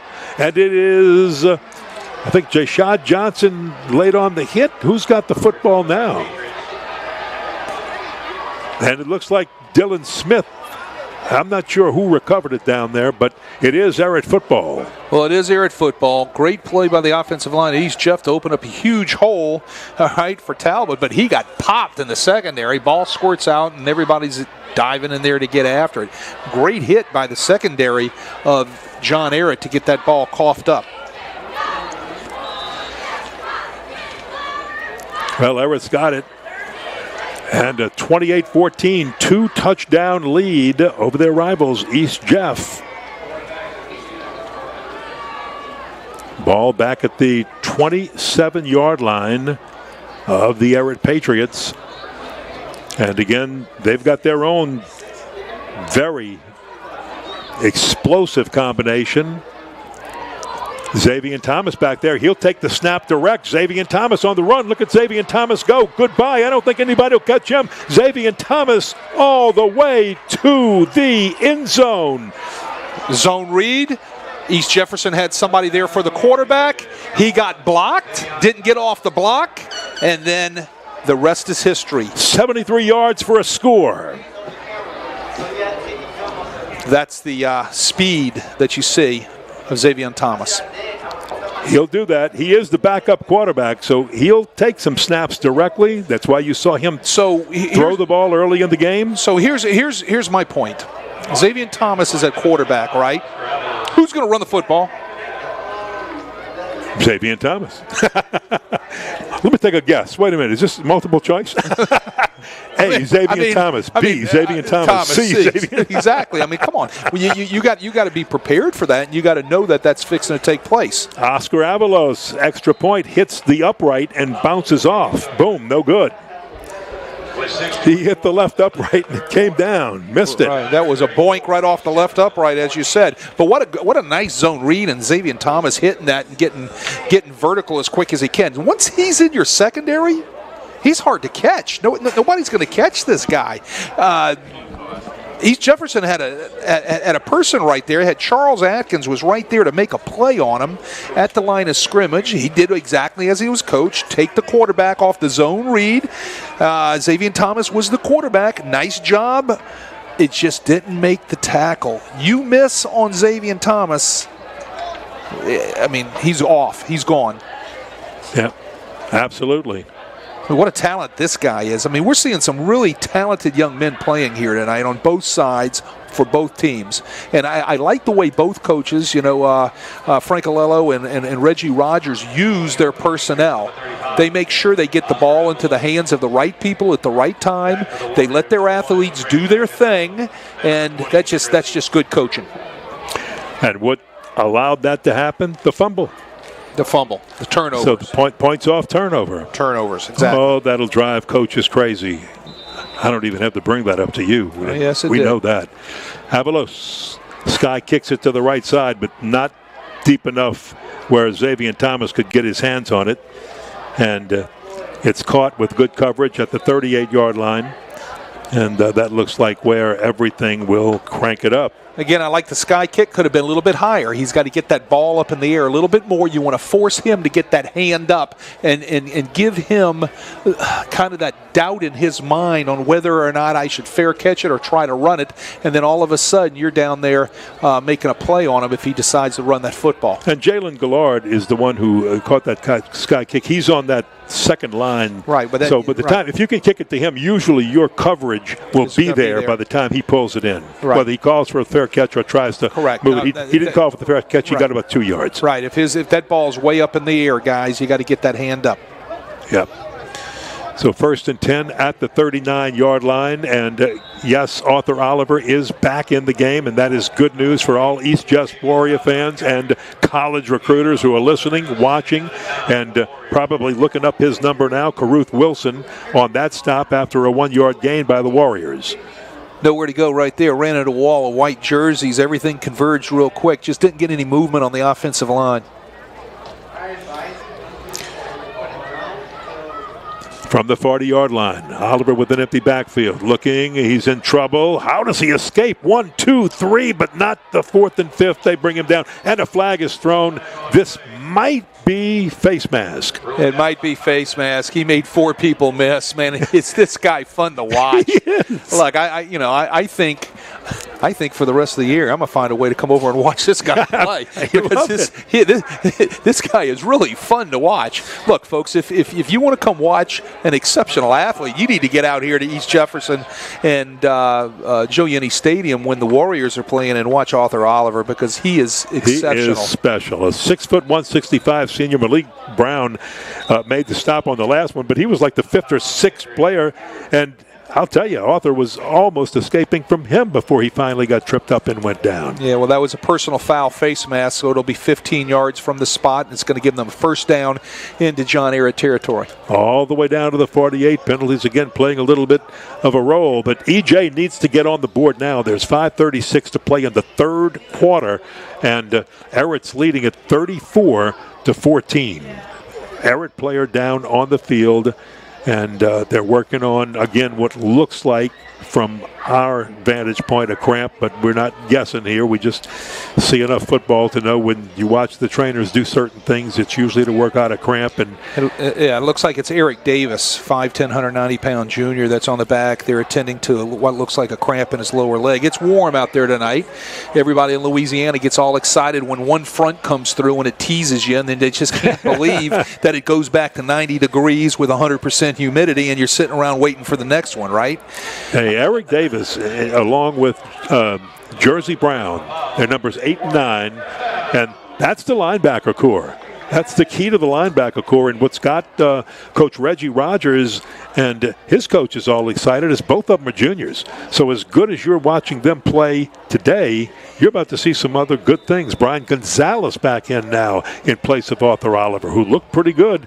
Looked like he was healthy last time out. And Gonzalez on a quarterback keeper all the way just sticks his head down and pushes it past the 45 down to the 44-yard line. Look, he's a solid runner, okay? He's not Oliver, but that's not his game, running the quarterback ISO up inside, okay? Right. That's not his game. His game is the zone read if he's going to run the football, and you try to outleg it out on the edge when people go to sleep on you. What his game is sitting in that pocket and delivering a football because he's a long, lanky kid that can see over everything, and he's got a nice arm.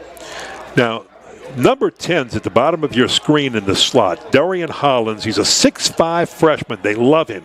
Let's see if the big 6'1 quarterback or 6'4 quarterback can find him. He can't. He throws over the middle, intended for James Trey Manganello. It's incomplete. Jamari Black covering.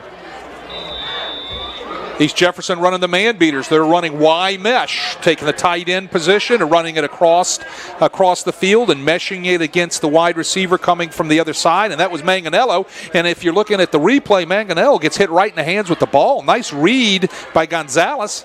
You don't see Manganello miss many.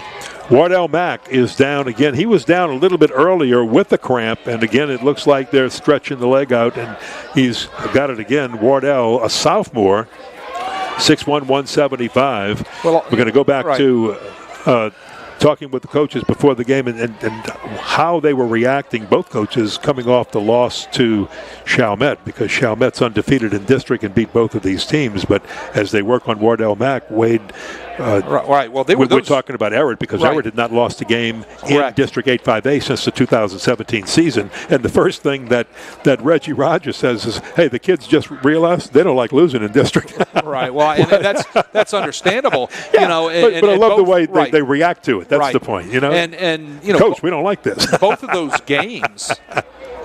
games, Kenny, were close games. Chalmette pulls them out in the end. You know? So, talking to Frank Alello earlier tonight, he said we thought we had him. We make a few mistakes down the stretch, and Chalmette sticks one in on him. Same way there was a huge play towards the end of the game against John Ehret that allowed Chalmette to go up with, if I'm not mistaken, under a minute left to go in the game. So both of them were right there. Great football games for the district. Brian Gonzalez still in at quarterback. He'll roll to the right, just dump it off. It's batted down, I believe, by number 15. Got a hand on a big Malik Brown, the junior. 15 gets his hands up. Malik Brown gets his hands and his paws way up in the air. Taught real well by the defensive line coach from John Ehret. If you can't make the sack and the ball is up, make sure you get the hands up so that way you will... Look, Malik 6'1". You can knock the ball down. I'm sitting here trying to get a wasp off me, by the way. So I'm kind of in transition. Fourth down, they're going for it. Gonzalez. He's going to throw it over the intended receiver's hands. Darian Hollins, the big 6'5 freshman. So you had a 6'4 quarterback trying to hit a 6'5 freshman. If he'd have got it in front of him, I think Hollins could have pulled it in, but he got it too high and a little bit behind him, and boom. I'm sorry. This is probably the first time in your broadcasting career that the guy that's doing the color sitting next to you is getting harassed by a wasp. No, actually, back in the old days, in college press boxes with Tulane, we used to carry our own wasp spray. Oh, there you go. Well, two things you carry in a press box: wasp spray, and if you can, a squeegee with an extended handle, with an extender handle, just in case. Well, I'm lucky enough to have Anthony sitting next to me, and he squashed him for me. So thank you very much, Anthony, for saving me from puffing up like a blowfish. Well, from their own 44-yard line, Royal Falgu on the scramble. He's pressured. He throws and is incomplete. Just off the fingertips of the intended receiver, Charles Coleman. Manny Aguilar, the big 6'1 guy putting the pressure on. By the way, we talk about Manny, and I told you how much Frank Alello loves Manny. This defense coming into the game had 5 sacks. Manny hit 3 of them. Right, and so he's just a freshman, and he's just a freshman. He's like a little, not a little, but a big lump of clay that they're going to get to mold. He's got nice moves. He comes off the ball real hard. He looks like he's got some pass moves down. He works hard, and he can chase you down. He'll try it again after the incompletion, and this time a keeper by Falgu breaking tackles, and he goes down right past midfield. They'll mark it at the 50-yard line. Jalen Gilliard with the tackle. Falgu does a nice job again, reading it. Nobody takes him. He pulls the ball off the zone read and gets up the field. Jalen Gilliard hits him, and Falgu runs right through his arms. Look, Falgu's 6 foot, 185-pound junior. He's going to be a prospect. he can do a lot of things too now. He can make you miss, and he's a big, strong, physical guy. As Oliver has been explosive, so has Royal Falgout. Both of these quarterbacks have put on a show. Look at this. Falgout again with a great fake, and look at the run through traffic. He breaks a couple of grabs at would-be tacklers and moves the chains for another first down from midfield all the way down to the 37-yard line. That's a gain of 12. Running quarterback ISO, 13. getting the wraparound guard to get up on the linebacker. He's reading that linebacker. If that linebacker goes with the running back, he's pulling that ball and he's following that guard up in the hole, and that's exactly what he did for a nice gain. Now check that gain of 13, not 12, and move the chains, 1st and 10, and now with 3:14 to go in the third quarter, if the East Jeff defense doesn't step up, they're going to really find themselves in a hole if Ehret finds the scoreboard. And another great fake that time by Falgout. My goodness, everybody thought that the running back, May Cargo, had it. Manny Aguilar, again, we call his name, the guy to finally run down Falgout and stop him.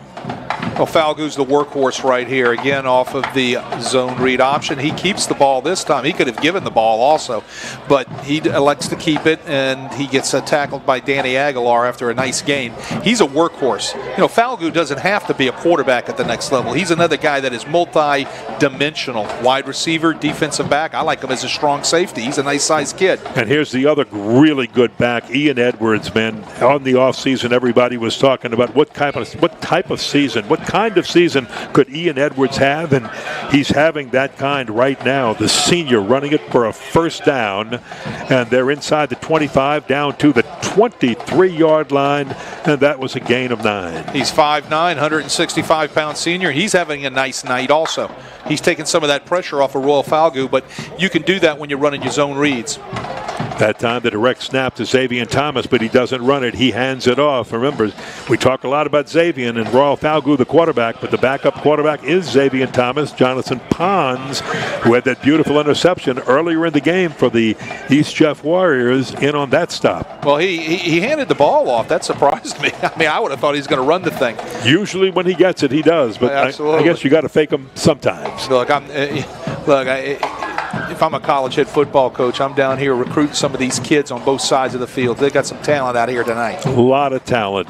4 guys that can play for just about anybody in the country, 2 on each side, and that is your wide receiver and your quarterback, the 2 guys we've been talking about. And Ian Edwards, he's had a quiet early part of the season, but watch him. And here goes Xavier Thomas. He'll just scoot around the right side, nowhere to go, so he'll skip her out of bounds. And he is down. They will mark him running out at about I'm checking it right now. Let's see, where will they mark it? Or do we have a flag? This one might be coming back? Yeah, we're going to probably get another hold out there on the perimeter. Yeah, I didn't see that flag, but it's down there. Just got picked up. So it was a holding penalty. I think they marched it back, and now it's going to bring second down, and it looks like at about 12, 13. Yeah. And I got a timeout. Second down, 13. We've got a timeout with 1:08 to play in the third quarter because East Jeff, again, as we have just said a few moments ago, they just cannot afford to let Ehret score again and fall behind 40 or 41-14 in this game. Well, they got to make a stand right here. Okay, so on the boundary right now, they need to be talking through what are your zone read responsibilities. And the last thing he needs to say, the defensive coordinator from East Jefferson, is you got to tackle. You got to tackle.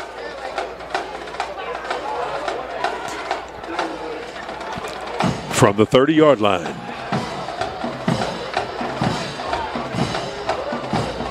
Second down, long. Here's your lateral pass, and it's caught by Coleman, and he is swung around and dropped by Cody Dixon. Well, Cody Dixon tackled right there. Great job by that defensive back, 6'1", 210 junior, comes in with 13 and a half tackles on the night. Comes into the game with 13 and a half tackles, I should say. He does a nice job against the wide receiver screen there and makes a nice tackle. And now you're looking at 3rd and a decade for this John Ehret offense. 3rd and a decade. It is 3rd and 19 from the 35-yard line after that 5-yard TFL by Cody Dixon.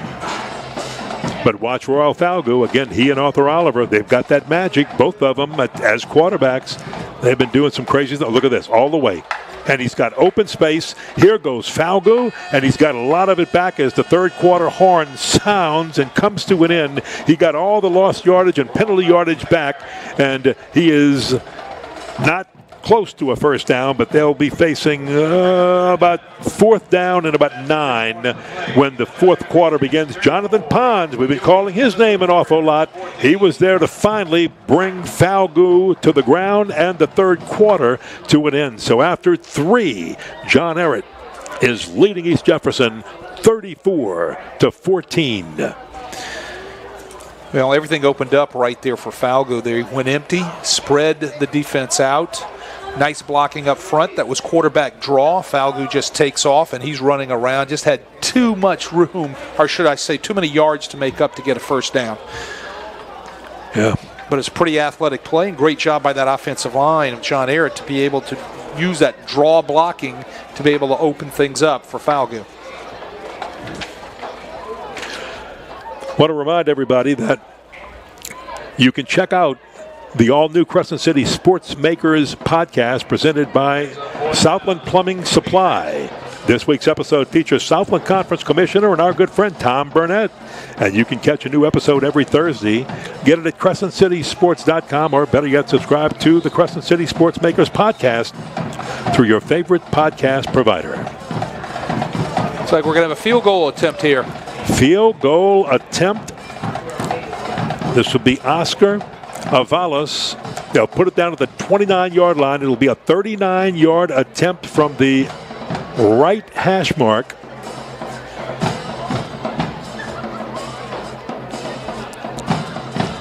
Avalos has been a little off his mark as a place kicker tonight. It's a bad snap, but it's pulled back in very well. It's kicked up. It's got the distance. It is good. You can credit that to the holder off the snap. The holder, it looks like it was Falgo, did a nice job reaching behind him. The ball was snapped behind him, Kenny. All right. He actually turned around, caught the ball behind him, and got it back on the tee for Avalos to kick the 39-yard field goal. And it didn't rattle. It didn't rattle Oscar Avalos at all. No, he did a great job with it. Down. Yeah, he got it down. And, nice execution. Nice job by the athlete, Royal Falgo. Well, it wasn't a touchdown for Ehret, but it does widen the lead, and the Patriots lead East Jefferson 37-14 after that 39-yard field goal by Oscar Avalos. And now the Warriors have to find a way to get that ball into the end zone because we're in the fourth quarter. 11:53 to play. Time's running out. They only have a few more possessions, and John Ehret just showed that they can run the football and run the clock out. So every possession becomes vital now for the guys in blue. They've got to score in every possession because they're not going to have many more of them. Well, Arthur Oliver it doesn't look like he's coming back in.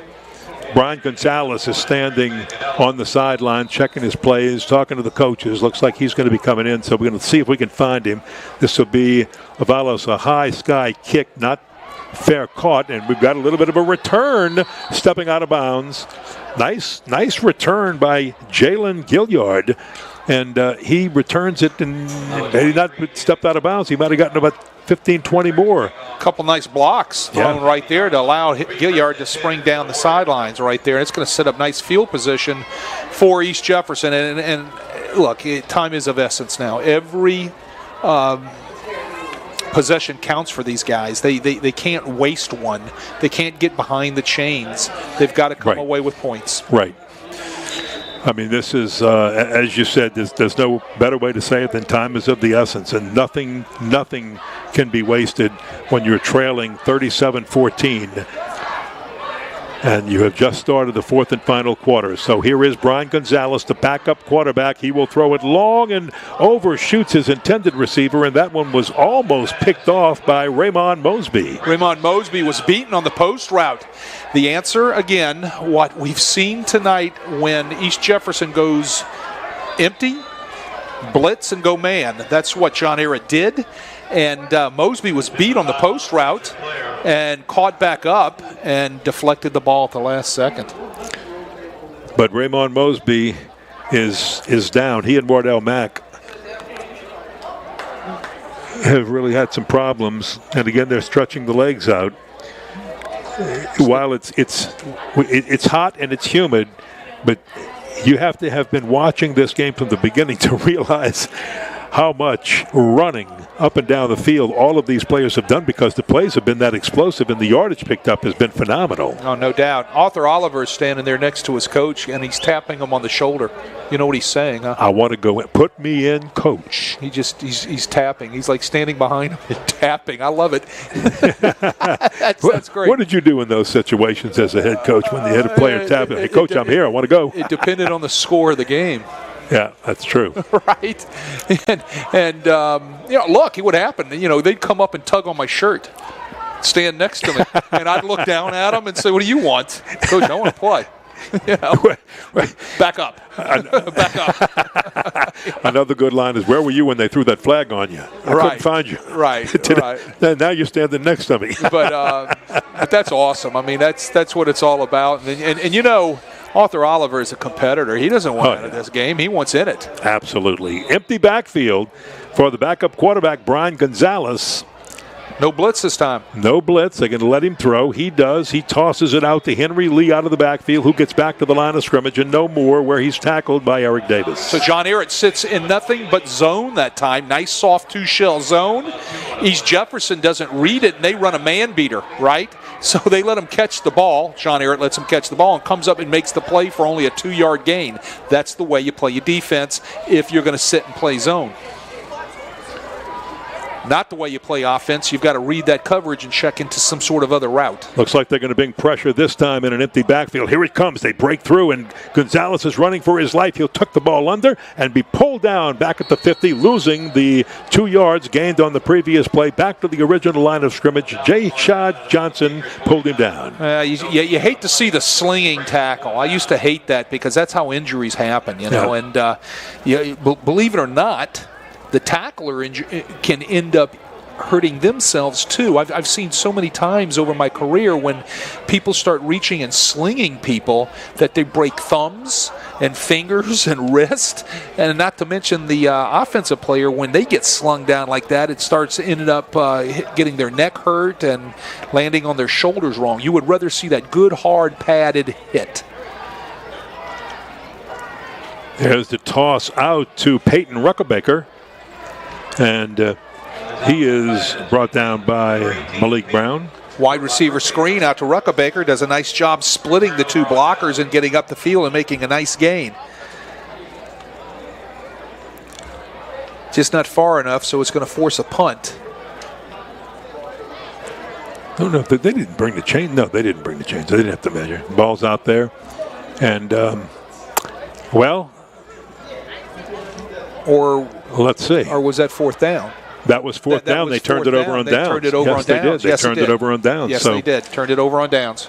So this is now Ehret ball. So Ehret's going to look at, they're going full house backfield, unbalanced line. They're going to look to pound this thing and just run this clock out.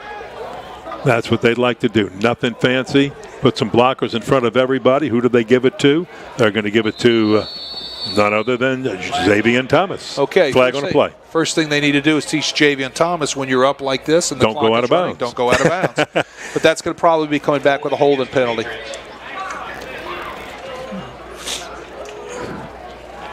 We haven't talked about, if you're looking and getting a good shot of the offensive line,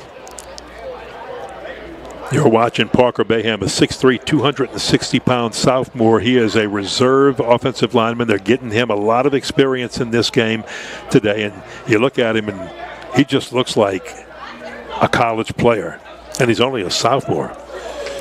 Parker Bayham, number 68, if you're watching. And he's playing next to a pretty big guy, too, 6'2", 270 junior, Khalil Coleman. A pregame meal, would you sit around them?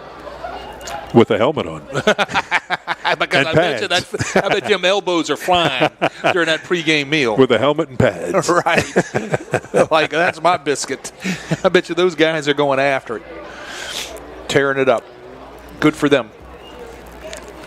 Well, here is Falgu around the left side. He'll do some fancy stuff. He did not go out of bounds. He knows how to keep it in bounds, and somebody's helmet comes rolling off. It's one of the EJ players. So we're looking at a helmet. We're looking at a flag. We're looking at a possible face mask here.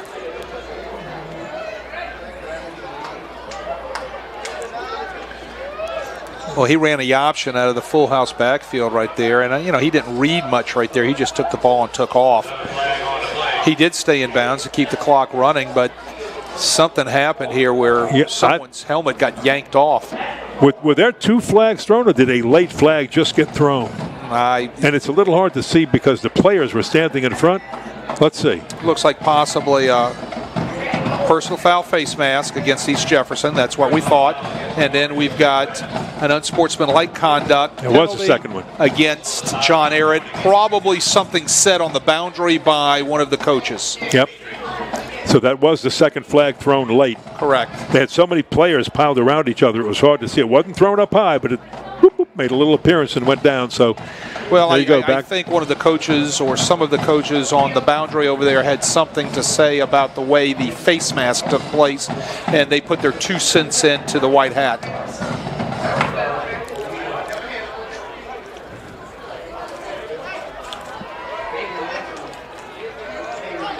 Well, wow.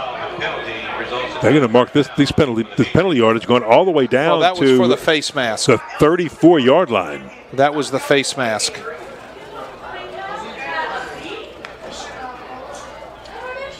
Well, they get that ball into the hands of Ian Edwards.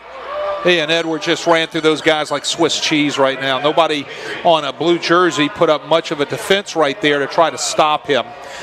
Not too many tackles being made right there, and that just didn't look good for the East Jefferson defense at that point right there. I mean, he just motored right through there, and there was nothing in his way that would suggest that the defense was trying to stop him. Wow. 34-yard touchdown by Ian Edwards, and you're right, just a thing of beauty, and Ehret may have just put the icing on the cake at I think at the 9:06 mark, leading 43-14. Because right now, if it's a cake, it's icing and candles. The icing is there. Right. I mean, that's just that was the thing that probably be the final dagger. Avalos. Well, this one didn't go as planned, and they'll try to make something of it, and they hit Oliver from behind. That's James Lee. Again, another bad snap. That's about the 4th or 5th bad snap we've seen tonight on a point after a touchdown or a field goal, right? And that's something that's got to get addressed going forward by John Ehret. It's been like that since, well, not like that all the time, but they've had problems with the center snap since the game against Archbishop Shaw. And I think had they not had as many problems with the center snap in that game, that was the first game of the season. Everything before that was canceled because of Hurricane Ida. They were playing on a muddy field. There were a lot of turnovers in the game. And both teams were having problems, but they had some center snaps that hurt them. They improved on that in the next few games. It got better and it got better. And tonight it's really not showing up with the offense. It's showing up more on special teams than anywhere else. Correct. I mean, that's just something you've got to get straight going forward, because you get in a one-point game somewhere down the line or in the playoffs, you don't want to sit there back in the coach's office looking at film and say we lost that game because of a snap. That's something that's got to get ironed out real fast. Yeah, and I'm sure Reggie Rogers would agree with me if he was sitting right here next to me in this conversation. Well, Oscar Avalos, the sophomore, puts his foot into it, and he's going to kick it deep this time. Returnable from the 10. This is Manganello. Breaking tackles. Manganello looks like he should be brought down. He finds his way to escape and brings it all the way out to the 45-yard line. A 35-yard return by James Trey Manganello. He's a nice little athlete. I've said I really like this guy. He can do a lot of things. I think I've only seen him drop one ball tonight. Targeted many times, and I think he only dropped one football that I can remember. He's a tough kid. He's a good athlete. Oh, look who's back in the game. Yep, Arthur Oliver back at quarterback, the senior. He must have he said the right things, or just bothered Frank Alello enough that he said, okay, get in there. Get in there and throw some touchdowns. Let's see if he can. He does right there to Manganello, who's at the 39-yard line, and a pretty doggone good gain right there. Great route by Manganello. He did a nice job running that deep out at about 16 yards, and that kind of shows you Oliver's arm right there. He kind of stayed in there, and he really threw it out there from the other hash, and it was a nice pickup for 17-yard gain. Yeah, nice pickup. And look, that's the kind of yardage you got to pick up. You need chunks. Yardage in big chunks like that to get back in this game if you're going to do it. Oliver, Manganello. Right. Man, I did so well with that name all the way. And you have. I just hope I didn't jinx him about talking about how many balls he's dropped tonight, because he had only dropped one ball, I think, right up to that point. That ball should have been caught right there on that crossing route by Manganello. Wouldn't have gone for Ehret sitting there in his zone, just doing what they have to do, let everything get caught underneath him, and then make a tackle. Oh, my. From the 38, 2nd and 10, Oliver sees that slot, takes it, gets a good gain, and he's got the first down inside the 30, down to the 27-yard line before Eric Davis finally brings him down. They run a nice little pattern on the boundary right there with a clear, a curl, and a rail coming out of the backfield, and it was covered well by John Ehret, who's still, like I said, sitting in his zone right now, and no reason why they should do anything else. And pressure with the front four got to Oliver, and Oliver just took off. So they actually marked that at the 26-yard line. And again, EJ, if there's any hope they're working against the clock, they've got to score right now. Elijah Herbert on the catch, and he's inside the 15-yard line, down to about the 14-yard line. That'll be enough for a first down, and getting out of bounds stops the clock with 6:25 to play. Jashad Johnson on the stop. Quick wide receiver screen, get the play in quickly, clock stops. Get yourself lined up, see what defense you have, check it if you have to, and let's roll. Arthur Oliver, injured earlier, missed a few plays, looked like he was having some cramping problems in the legs, back in now, trying to make something happen, escapes one tackler but not the rest, and then finally they slow him down and gang tackle him, led by Corey Adams. Well, that's one way to stop the guy, get about 3 or 4 guys around him and cage him in and say hello and make sure he doesn't get out. That's exactly what happened right one of the guys on there was Jashad Johnson. How many times have we called his name on tackles in this second half? He's really been all over the place. A 6-foot, 190-pound sophomore.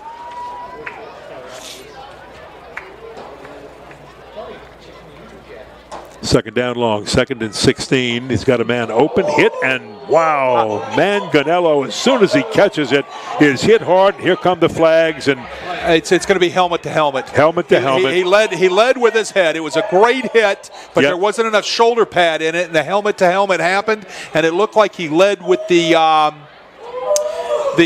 crown of his helmet right there, and laid the lick. Raymond Mosley. Love the contact. Don't like the technique. Got it? Don't like the technique. That's the way someone gets hurt. There's your helmet to helmet right there. Personal foul. They're going to walk it off. Unlike in high school, no one is kicked out of the game. No one has to sit a half. You're just going to get your penalty yardage marked off. And you're going to line up and play again. But like I said, love the contact. Don't like the technique. Technique. Well, it gives East Jefferson great field position right here. There at the 5-yard line. Oh, here comes pressure. Oliver's in trouble. Somehow escapes it with a great move to the left, then cuts through 2 people, down inside the 5, and he is down to the 2-yard line. My goodness, Oliver looked like he was dead for naught, was going to be tackled for a loss, and he escaped 3-4 times and made something out of it.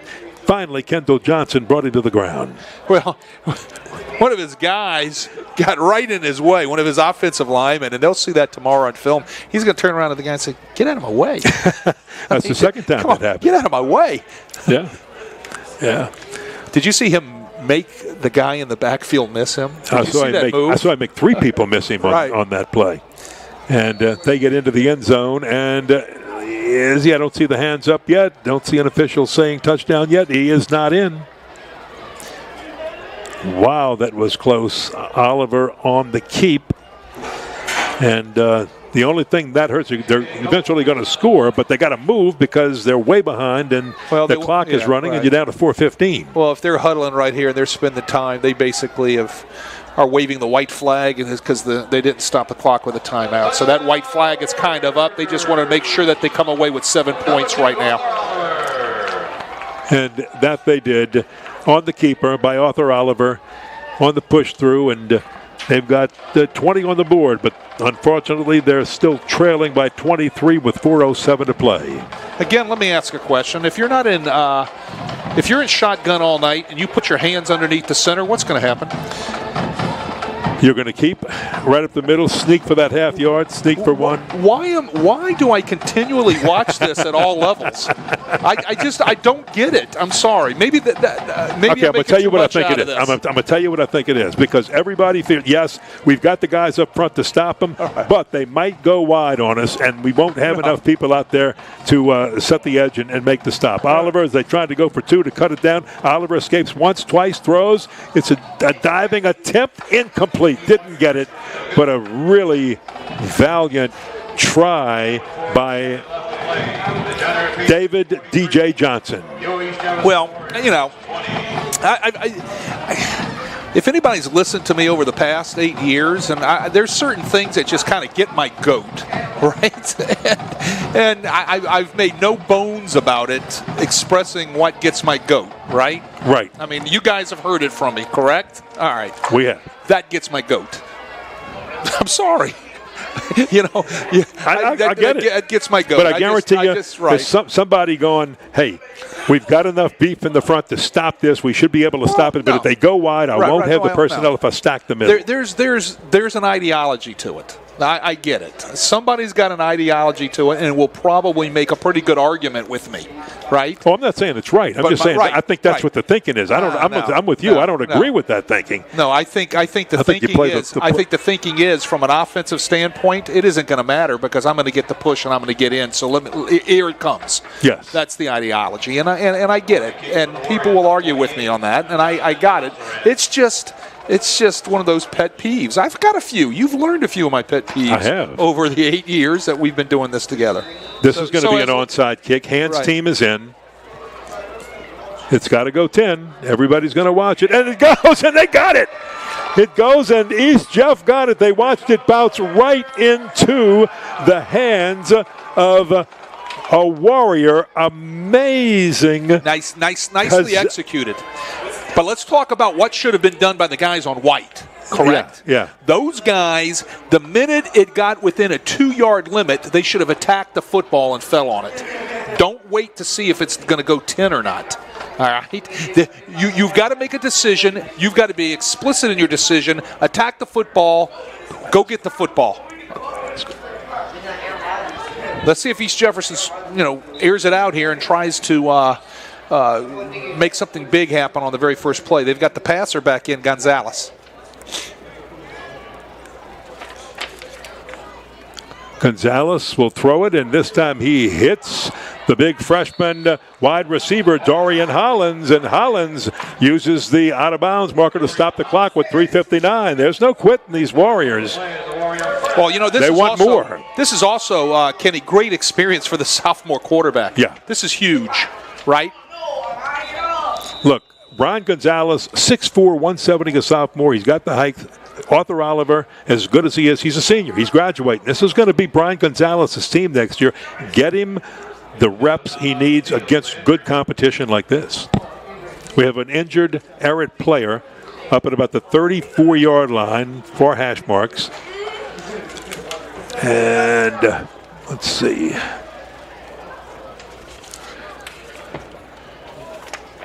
That is a May Cargo who is down. He's had a big night. He has had a fantastic night from the running back. Ways, right. He's played running back. He's been playing in the secondary. We've called his name both ways.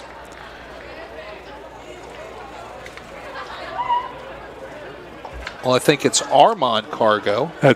Maybe they're brothers. Yeah. And they've gotten me. They just fooled me. All right. But no, one's right. Armani and one's Ame. We've been calling Cargo all night, and here we are. That doesn't matter because they both had really good nights. Well, you know what? Gonzalez with the happy. toss, and he'll find James Trey Manganiello, and he's inside the 20. So with 3:44 to play, the Warriors want more as Wardell Mack is healthy again after suffering cramps twice in this game, and he made the tackle. Well, Mama Cargo will be happy.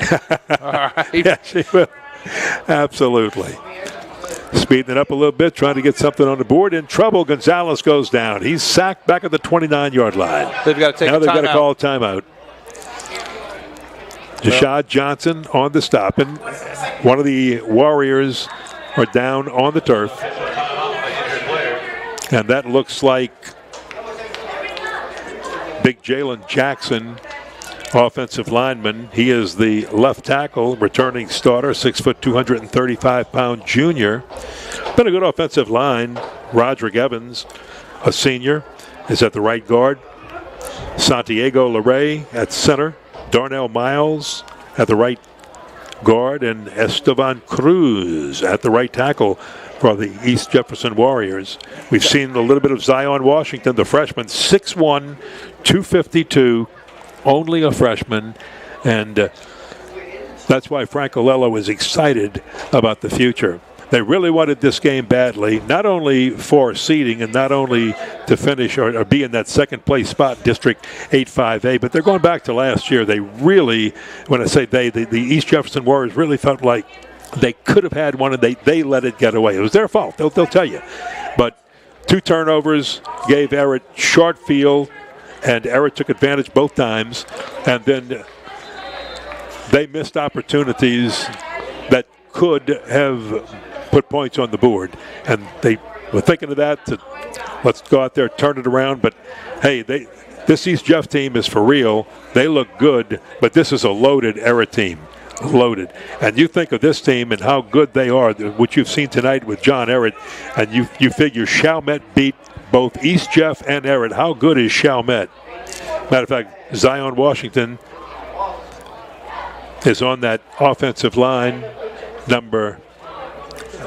he's in there right now, number 72 at the left guard spot, pardon me. He's a big dude. Well, I believe he is. Look for the blitz right here. Ehret's lined up in man. Oh, yeah, they're coming. Board. Everybody's coming. Here comes, and Gonzalez somehow gets away from everybody except for Eric Davis, who brings him down. See, that's the difference between those two guys, okay? Yeah. Gonzalez and Oliver. Oliver can shake that with a step faster. Gonzalez has got to be able to keep pocket presence and keep it clean, right? So they're going to have to, as they move forward with Gonzalez at quarterback for the future, they're going to have to come up with their protections and be able to blitz pick up and make sure that they can change and use multiple protections and multiple formations to keep his jersey clean.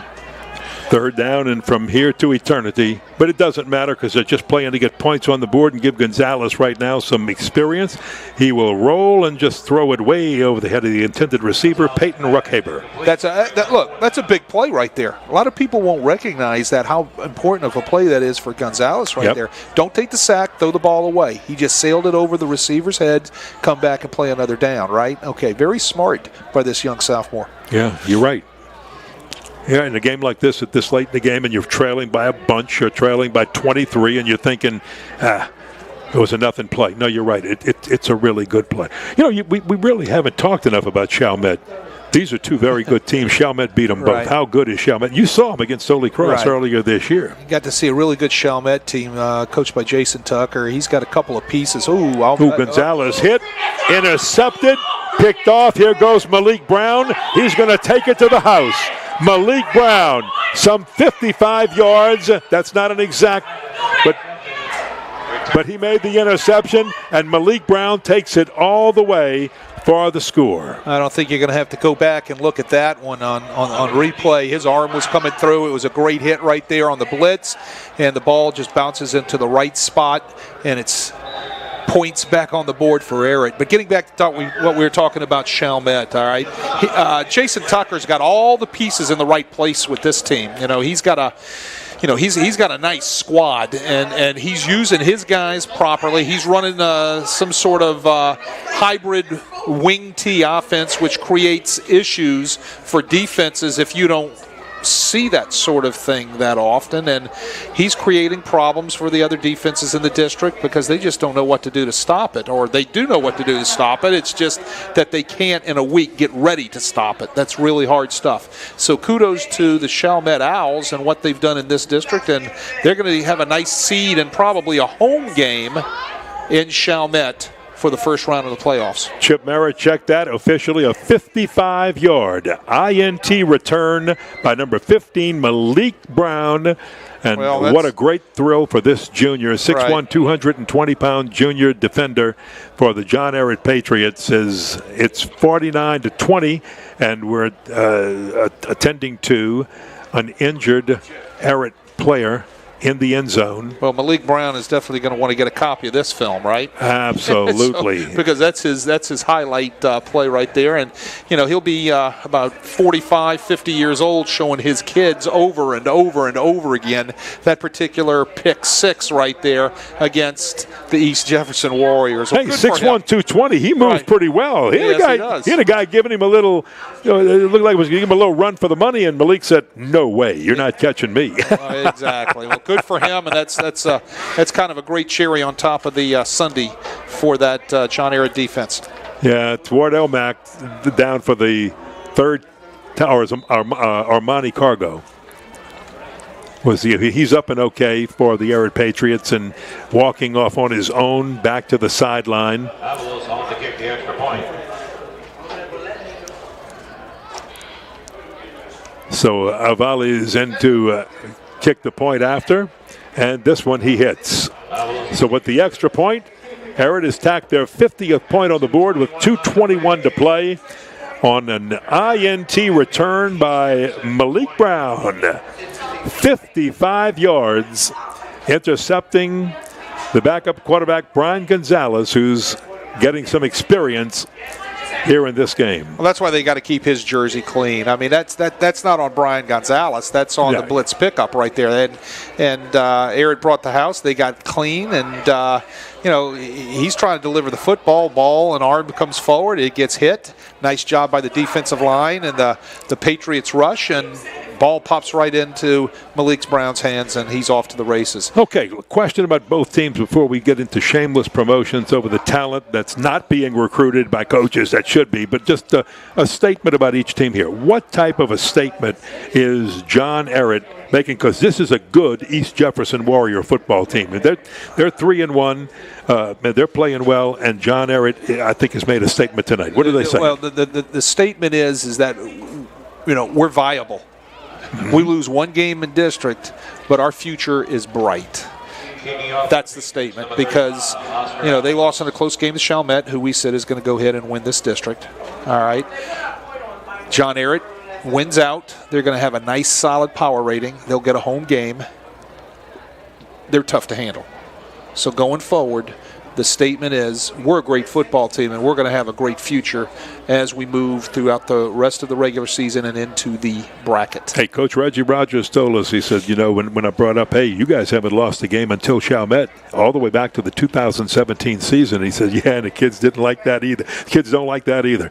Right. They said, Coach, losing doesn't feel good. And he said, what you going to do about it? And they said, focus and win. And that's he said, let's treat every game like it's a state championship game, every game like it's a Super Bowl, and move forward. Now, after this quick little return right here, East Jefferson has had a good season. They've got talent galore. Right. Didn't put it together here. Had a little trouble stopping Ehret. What statement is East Jefferson making in this game tonight? They've made a statement all year. Yes, they have. They're a good football team. Yes. They lose in a close one to Chalmette. They're getting beat quite handily here tonight. But this is a playoff football team. And the statement is that we are a playoff football team no matter where we fall in that bracket. Somebody's going to have to come in or, at their place, defend Arthur Oliver. Yes. Yeah, that's true. Brian Gonzalez remains in at quarterback. They're not going to risk any more cramping opportunities or cramping situations for Arthur Oliver. he suffered a little bit with that, and Brian Gonzalez needs some experience. He's getting it right here. Yeah, well, you got to give him some experience at this stage of the game. You got a 30-point lead, or you're 30 points behind. You got to 2:08 to play. Right. You got to get a couple of kids some experience moving forward, because you're one play away, and Gonzalez is one play away from playing. So he is going to get the experience, and that's smart by Frank Alello and his staff. First down and 5. By the way, I want to thank Rick Thompson. He always does such a great job spotting and helping us with stats and things like that. Wade, you, and of course Chip and Matt Merritt. Chip is always the producer on these games, as you see a nice run right there by Henry Lee, the sophomore running back. He'll be around for many years, helping Coach Frank Alello continue to build what he wants to build, and that's that type of football team that East Jefferson and East Jefferson fans remembers from old. And look, I'll go real old with you if you want to talk about this one. Let's go all the way back to the 1960s. I went to Holy Cross, and in 1963, when the Tigers won their state championship, the 1963 football season, they were undefeated and one tie, the only blemish a tie that year, and it came on this field right here at this stadium. It wasn't called Yenny Stadium at the time. It was East Jefferson Stadium on a Sunday afternoon, because a hurricane postponed the game from Friday night. Wasn't a big one, but it postponed the game from Friday night to Sunday afternoon, and East Jefferson fought the Tigers to a 7-7 tie in 1963. Some of the great names off that Holy Cross team were Barry Wilson, Vic Umont, Glenn Smith. Some two of those guys went on to play at LSU, and Umont went to play at Tulane, and then they had John Kalbacher had some talent on that team, but and then there were some great years in the Henry Arando era, and Frank Alello's. He's building that back up. He wants that tradition. He's getting alumni to come back. He's getting fans to come back. Come watch us play. Come enjoy what you're going to see right here with East Jefferson football, because we're coming. We're coming. It's got a rich tradition, and Frank Alello and his staff do a great job making sure that it's taught their kids every day about it. Boom. Brian Gonzalez runs into a couple of players, including the freshman Corey Adams, 6'3", 235, a freshman, number 44. You saw him on the right side of the hit, and Coach Reggie Rogers said he's just one of the young kids we're so fired up about. He says, we have so many good freshmen and sophomores. He said, man, I'm telling you, we were a little off at the beginning of the year because of COVID, and everybody went through COVID, but Ida and those kind of things. And, man, I'm just telling you, if you're going to get us, you better get us now, because we're about to become a powerhouse again. I believe him. Well, that's absolutely believe him. When you get a high snap like that, it's nice to be 6'4". Snaps almost over the head of Brian Gonzalez, 6'4". He just kind of reaches that long arm up there and pops it right back down into his hands. Number 8 was brought down by number 8, Eric Davis, the linebacker. He's still in there, and again, a junior, getting even more and more seasoning. Your whole linebacking core returns for John Ehret in Eric Davis and Jersey Brown. And those two, you can tell what kind of leaders they have been. Final 30 seconds. Looks like East Jefferson. They're just going to let it run out, and they're going to walk over and shake hands. Two good football teams with bright futures in the playoffs. Two great coaching staffs that do a great job with their kids. And the final score in this one is going to be the Ehret Patriots, John Ehret Patriots 50, and the East Jefferson Warriors 20. John Ehret ups their record to 4-2 overall, 4-1 in District 8-5A. East Jefferson falls to 3-2 overall and in district. Their record is the same overall and in district. And folks, you got to see some great talent on the field here as Ehret wins it 50-20 over East Jefferson. But the show put on by Arthur Oliver of East Jefferson, along with Trey Manganello, and also by Royal Falgu and Xavier Thomas, was just those two for the John Ehret Patriots was something to sit and watch. And if you're not in the stands watching these kids play, you are missing something special. College recruiters, if you're not on these kids, you're missing something really special. And we left out a couple of running backs that we didn't even touch on. Right. Well, Oliver was really a pleasure to watch tonight. I mean, he's made a believer out of me. me as far as if I get the chance on an off Friday night. I think I'm going to come right over here to Yenny and watch East Jefferson play. And I'll be sitting right on the side of you because it's really a lot of fun to watch these two guys. It really is. Really talented. So your final thoughts, Wade, before we Two close good it up. football teams, both headed to the playoffs. They've got to set the course for the last couple of weeks of the season. They're still playing for playoff seeding. Get your injuries well. Work on the little things like your snaps from your center on your PATs and your tackling, which is a big thing. And that's going to take you in, and you're going to have success in the playoffs. By the way, I've got to say this before we read the closing credits and everything else here. This game started with an explosion by Ehret. The very first play of the game from the 49-yard line was a razzle-dazzle play where Royal Falgout threw a lateral pass to Xavier Thomas, one of the real stars of the game, and then instead of running it, he turned around and tossed it out, and he threw that ball out to Kenneth Johnson, a 49-yard touchdown. That was the first big play, and it ended on a big play by the Ehret defense when none other than number 15 for the Ehret defense, Malik Brown, intercepted backup quarterback for the East Jefferson Warriors, Brian Gonzalez, and rumbled 55 yards down the left sideline for an INT return for the score. And then, look, there's so many other plays we could talk about. We just don't have the time to do it. But that says something where your offense starts the game with a big play and your defense ends the game with a big play, and you go on to win it 50-20 over your rival from the other side, the other bank, the East Bank, East Jefferson High. Your final thoughts. And final thoughts, two good football teams, like I said. Both are going to be playoff bound. They need to get better in the next couple of weeks before they go into that bracket. And I think they're going to make some noise and make some waves in the playoffs on that bracket. I want to thank Lamarck Ford for sponsoring the fourth quarter again. Prep Football is always brought to you by the Lamarck Ford Automotive Complex in Kenner. Lamarck Lincoln is the only Lincoln Black Label dealership in the market. It's more than ownership, it's membership, and there must be a reason. Gibbs Construction had the third quarter. Academy Sports, a new sponsor for Crescent City Sports, had the second. Lamarck had the first. I want to remind you, please, take a look at CrescentCitySports.com. Go to the scoreboard tonight. Get the most complete and up-to-date Louisiana prep football scoreboard anywhere at CrescentCitySports.com, presented by the All-State Sugar Bowl. And with all that said, man, this was a good one. We thank you all so much for being with us.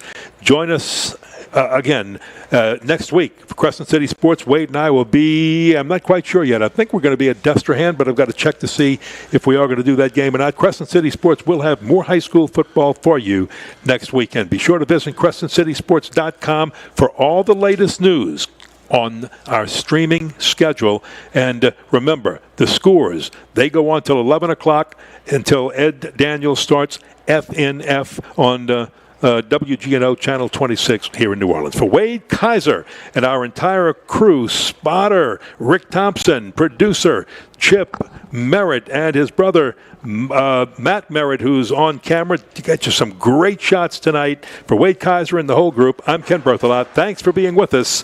The final score in this one, once again, John Ehret 50, East Jefferson High 20. I'm Ken Berthelot. Good night, everybody.